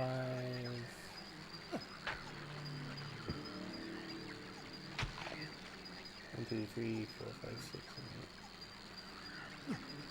Nope, it's not that.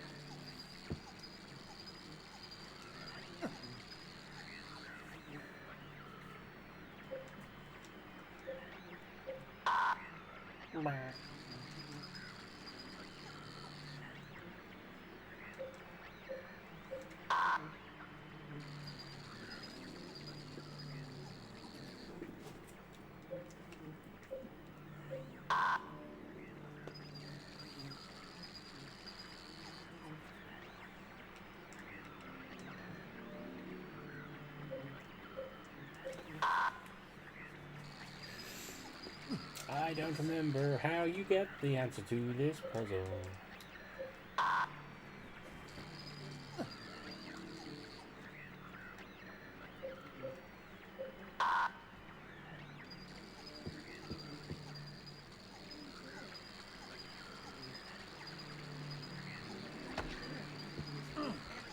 He nothing.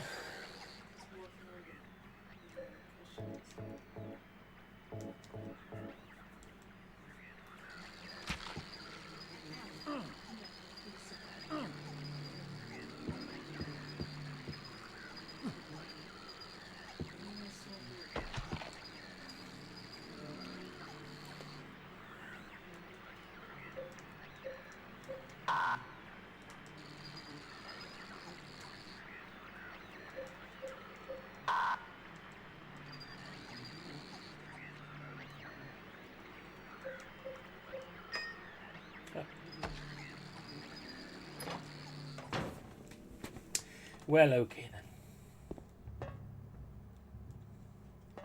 She booped me.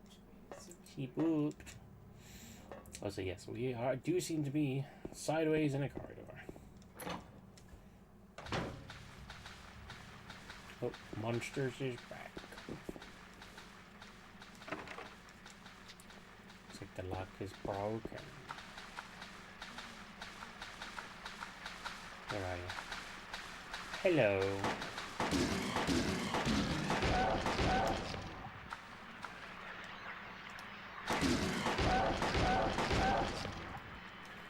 Sorry. so desperate to stop it, and I'm like, Hell yeah. she's just staring at I know the feeling. me. Dancing on the ceiling. Just staring at me. Yeah. So fucking cute.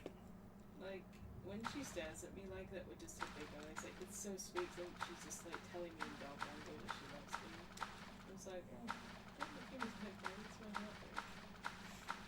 But it should make it explode with joy because she's so loving. Because it just, I don't know, I get overwhelmed with, like, how much she loves me sometimes, you know, like, I'm just like, it's so sweet that my dog loves me that much. She do. She loves you more than life itself. She loves you almost as much as I do. Probably more just because dogs are like very like one-track minded when it comes to humans, and they don't have much else going on. They are, but I really fucking love you. I love you. I just mean that dogs tend to be obsessed with humans too, like more than a person can be obsessed with another person in a healthy way, just because they tend to like only focus on the human and food. So they don't really have capacity to like. It's pitch black. We're on the door. Can't tell how far the blackness stretches. Will you go down? We're gonna keep going down. Like they don't have the capacity to love others in the same way. Like with humans, they do love other people like as deeply, just like platonically speaking. But dogs just don't really feel that way about people, I suppose.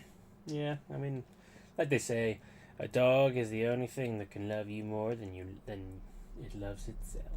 Yeah. Which isn't true because I love you more than I love myself. Also, we a church or a school? Because of course we are. My legs are covered in scratches. Look who it is.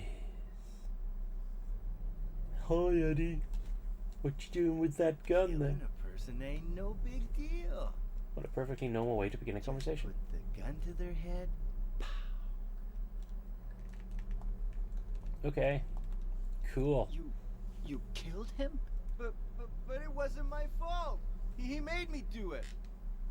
Calm down, Eddie. Tell me what happened. That guy, he had it coming. I didn't do anything. He just came after me. Besides, he was making fun of me with his eyes, like that other one. Just for that, you killed him? What do you mean, just for that? Eddie, you can't just kill someone because of the way they looked at you. Oh yeah? Why not? Till now I always let people walk all over me. Just like that stupid dog. he had it coming too. Eddie? No, fuck you, Eddie. I was just joking, James. He was dead when I got here, honest. Anyway, I gotta run. You're going out there alone? Yeah. Eddie? Yeah. Oh, Eddie, you fucking psychopath. It's a corpse. The body is marked with bullet holes. And there's blood everywhere. You got something by it? Anything interesting? Nope. Okay. What we looking at there, James? Oh, floor drink. It's a shame the guy didn't drink that after he got shot. Might have saved him some death. Are we looking? Are we looking? What's this? Oh.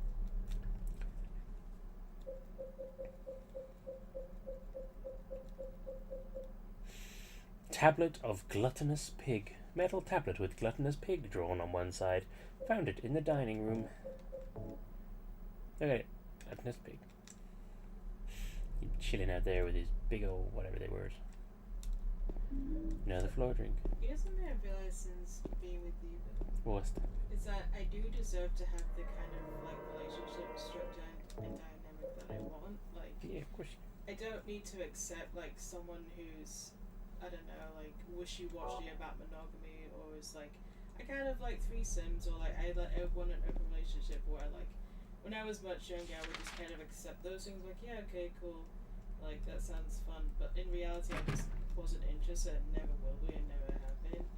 And it's like I never wanted those things, and it's like I do deserve to have the like monogamous relationship that I've always wanted, that is just like two people who really love each other and always there for each other with like no complications in that sense. Like obviously there will be complications because of life, but I mean ones that are within control of the relationship. And it's just really Yeah. hard to I'm glad you did. Also, we're in a prison now. because I'm not saying anything more about relationships, not really. It's just I don't those things are also the idea of actually for myself personally. Not like I'm not saying other people should feel that way, it's just that I feel a bit disturbed by them, like they make me feel uncomfortable. So like if I imagine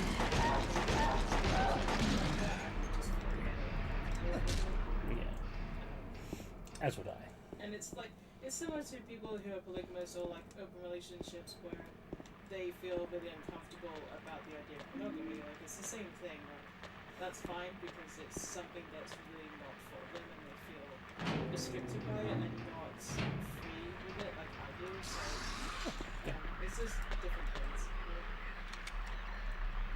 If it's your thing, it's your thing. All the more power to you. I hope you find someone who shares that with you so that you can have it. Like, you deserve that just as much as we deserve to have our monogamous relationship. Yeah. And the thing is, it Let's stay probably close. sounds like I'm complaining about monogamy because the default is monogamy and it always will be and it always has been. Like it's what we've built society around, to, at least in the Western society, to be monogamous because it's the easiest to do the same. Our laws and everything are all weighted around the idea of a monogamous two-person marriage. Just because it's the most simple and easiest to do, and so it makes sense why we've defaulted to that. So like I get why people are like, well, it's not really an issue. No, it's not. But like when I was much younger before I met Nathan, I always felt like I was guilted into like wanting monogamy, and like I just sort of stuff. Yeah, sorry. 436 people at a recital. Oh, recital 436. Oh. Burning Man.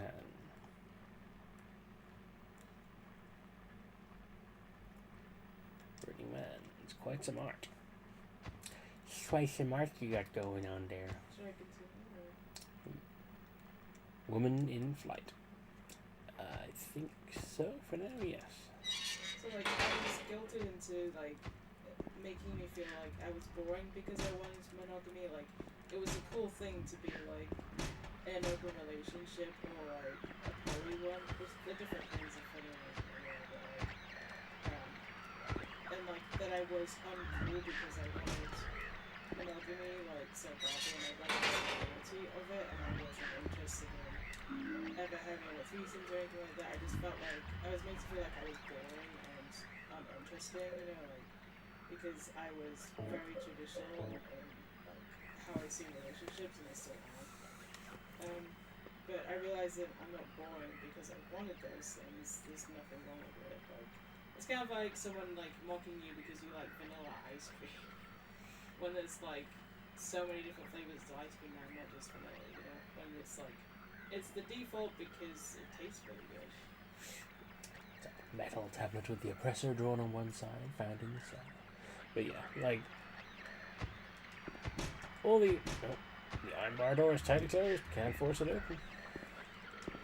Oh shit! He's in trouble now. Nothing of interest magazines. Quick, put your hand in the toilet. There we go. Yeah, it's.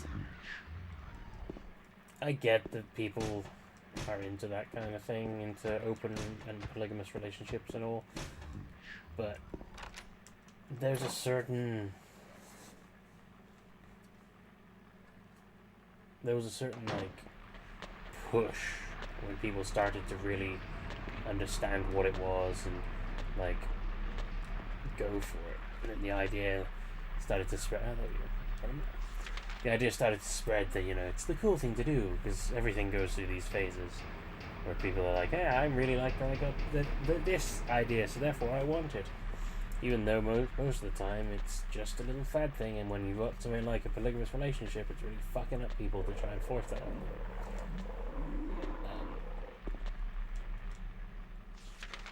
But obviously, knowing or learning that you have every right to live how you want, as much as everyone else does, without having it forced upon you, is a very important life lesson that everyone needs to take to heart. Like, just because your partner might want a thing, if you don't want it, you don't have to have it. You don't have to force yourself to do the thing just because you want to be with that person. Like, I get that it sucks that you might want to be with someone who has a desire that doesn't match up with yours, but we have to be more willing to let go of these things, because otherwise you're just forcing yourself into that situation that's going to make you unhappy and uncomfortable for no reason. Yeah. If you have to force yourself into something you don't want to do to be with someone, that person's probably not worth it.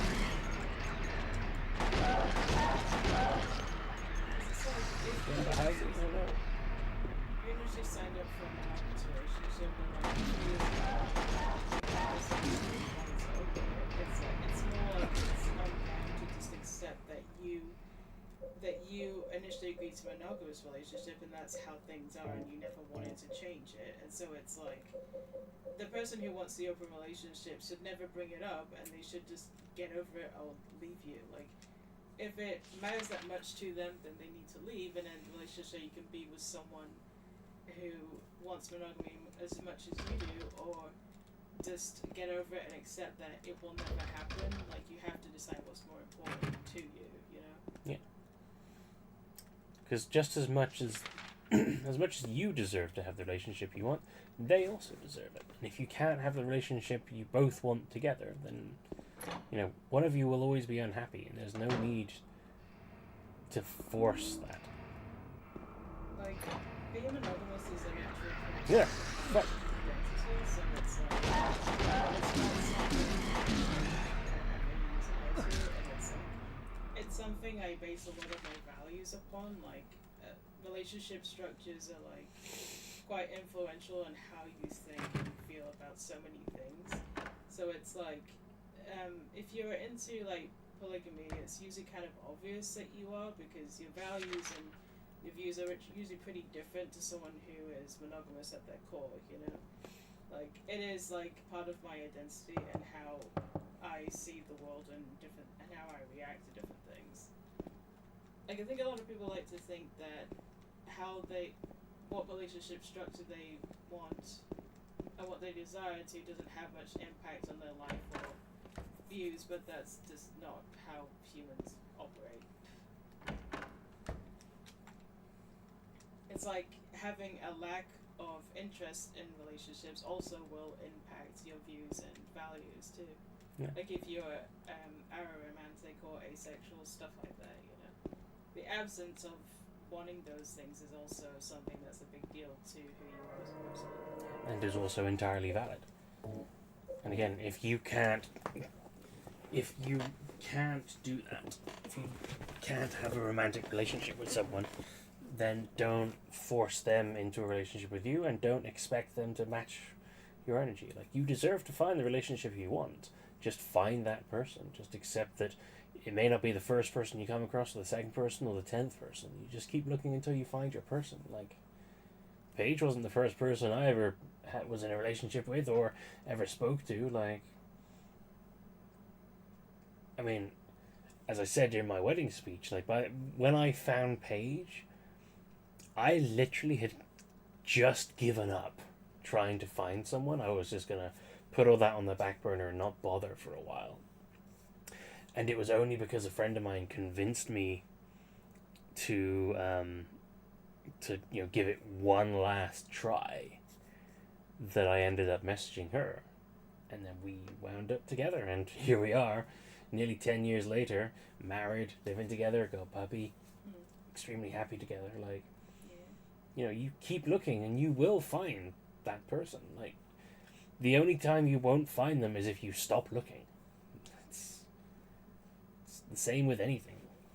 Also, don't try too hard. Probably make it easier if you don't try too hard. Yeah, I mean, obviously don't like put 100% of your effort into it. Don't let everything else fall apart. Like, you got to find that balance between looking and living, because you can't focus your whole relationship around the idea of being in a relationship. Your whole life around the idea of being in a relationship. Like, there's more to life than just being in a relationship. Your sister is like that. Yeah. Sorry, I love you, sister-in-law, but you are kind of like that. Yeah. But yes, on that interesting note, unfortunately our 2 hours have come to pass. Like, that was a journey. What, the game? The game and the conversation, just the stream in general. Yeah. I'm happy with it. I feel like we've gotten a lot done, both in game and in real life. A lot of important shit has been said. A lot of emotions bared. Got to see what we're like in a more romantic situation, although we don't necessarily sit around all day going, I love you, and I love this about you, and this is what makes me feel special about you. We say I love you to each other constantly. Yeah, we say I love you constantly, but it's more of just it's our thing. Yeah. But I mean, we don't just sit here just being all like lovey-dovey, soppy. No, that would piss me off. Yeah. Like I that. mean, Like, you're being a bit much. Yeah. But when those moments come around, they're nice, because we can share that kind of thing. So yeah, if you're going to take anything away from all this, just aim for your happiness. Figure out what it is that would make you happy and balance your life towards it. Don't 100% shove everything into that, because unfortunately, life is a bit more of an important and involved activity than just constantly seeking one thing. You've got to learn to balance it along with everything else in your life, but learn to balance it. Figure out what matters, balance it with everything else, and, aim for happiness, because happiness is the key, I think, to life. But beyond that, do you have anything else you would like to add for the people? No. No? Just good luck, everyone, if you're searching for someone. Because I know it was Valentine's Day, the other day, so... Oh, yeah, there is that too, yeah. So, I hope it didn't make anyone sad. I know a lot of people place importance on it, but you personally don't.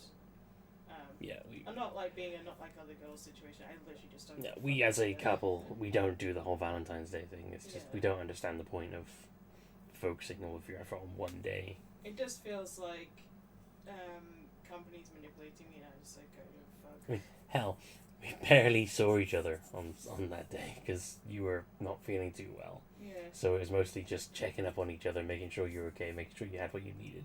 Yeah, I was in bed just resting because I still have an ear infection and it still hurts, but that day I felt really shitty. Yeah. So it was just me looking after her here and there and then just going about our thing. But that's ideal because that's just the same as every other day, you know? Yeah. One of us is always looking after the other one because our bodies suck. Yeah. But aside from that, Thursday, usual Persona 3, carrying on with that. This weekend is a bit of a busy one, so I failed to stream over the last weekend, obviously, for various reasons. I was unwell Sunday, she was unwell Saturday. It happens. I might see about doing a stream on Sunday as well. Maybe some more Silent Hill 2, I'm not sure, because I'm just in a Silent Hill mood, because of, playing Silent Hill F so much in the background. But other than that, like I said, join us on Thursday, more Persona. Other than that, thank you all very much for watching. I hope you have a wonderful rest of your week. I hope you don't find yourself trapped in endless pits of despair, be they literal like found in the game, or metaphorical like found in life when you're searching for things you just can't find. And, appreciate the people you've got as well. Just turn to them every now and then and just tell them how much you love them, Your friends, your family, just keep everyone tight. Remind everyone. Puppies, your cats, your snakes, your lizards. Yeah, all those things too. Rabbits. Bunnies. And yes, other than that, I will see you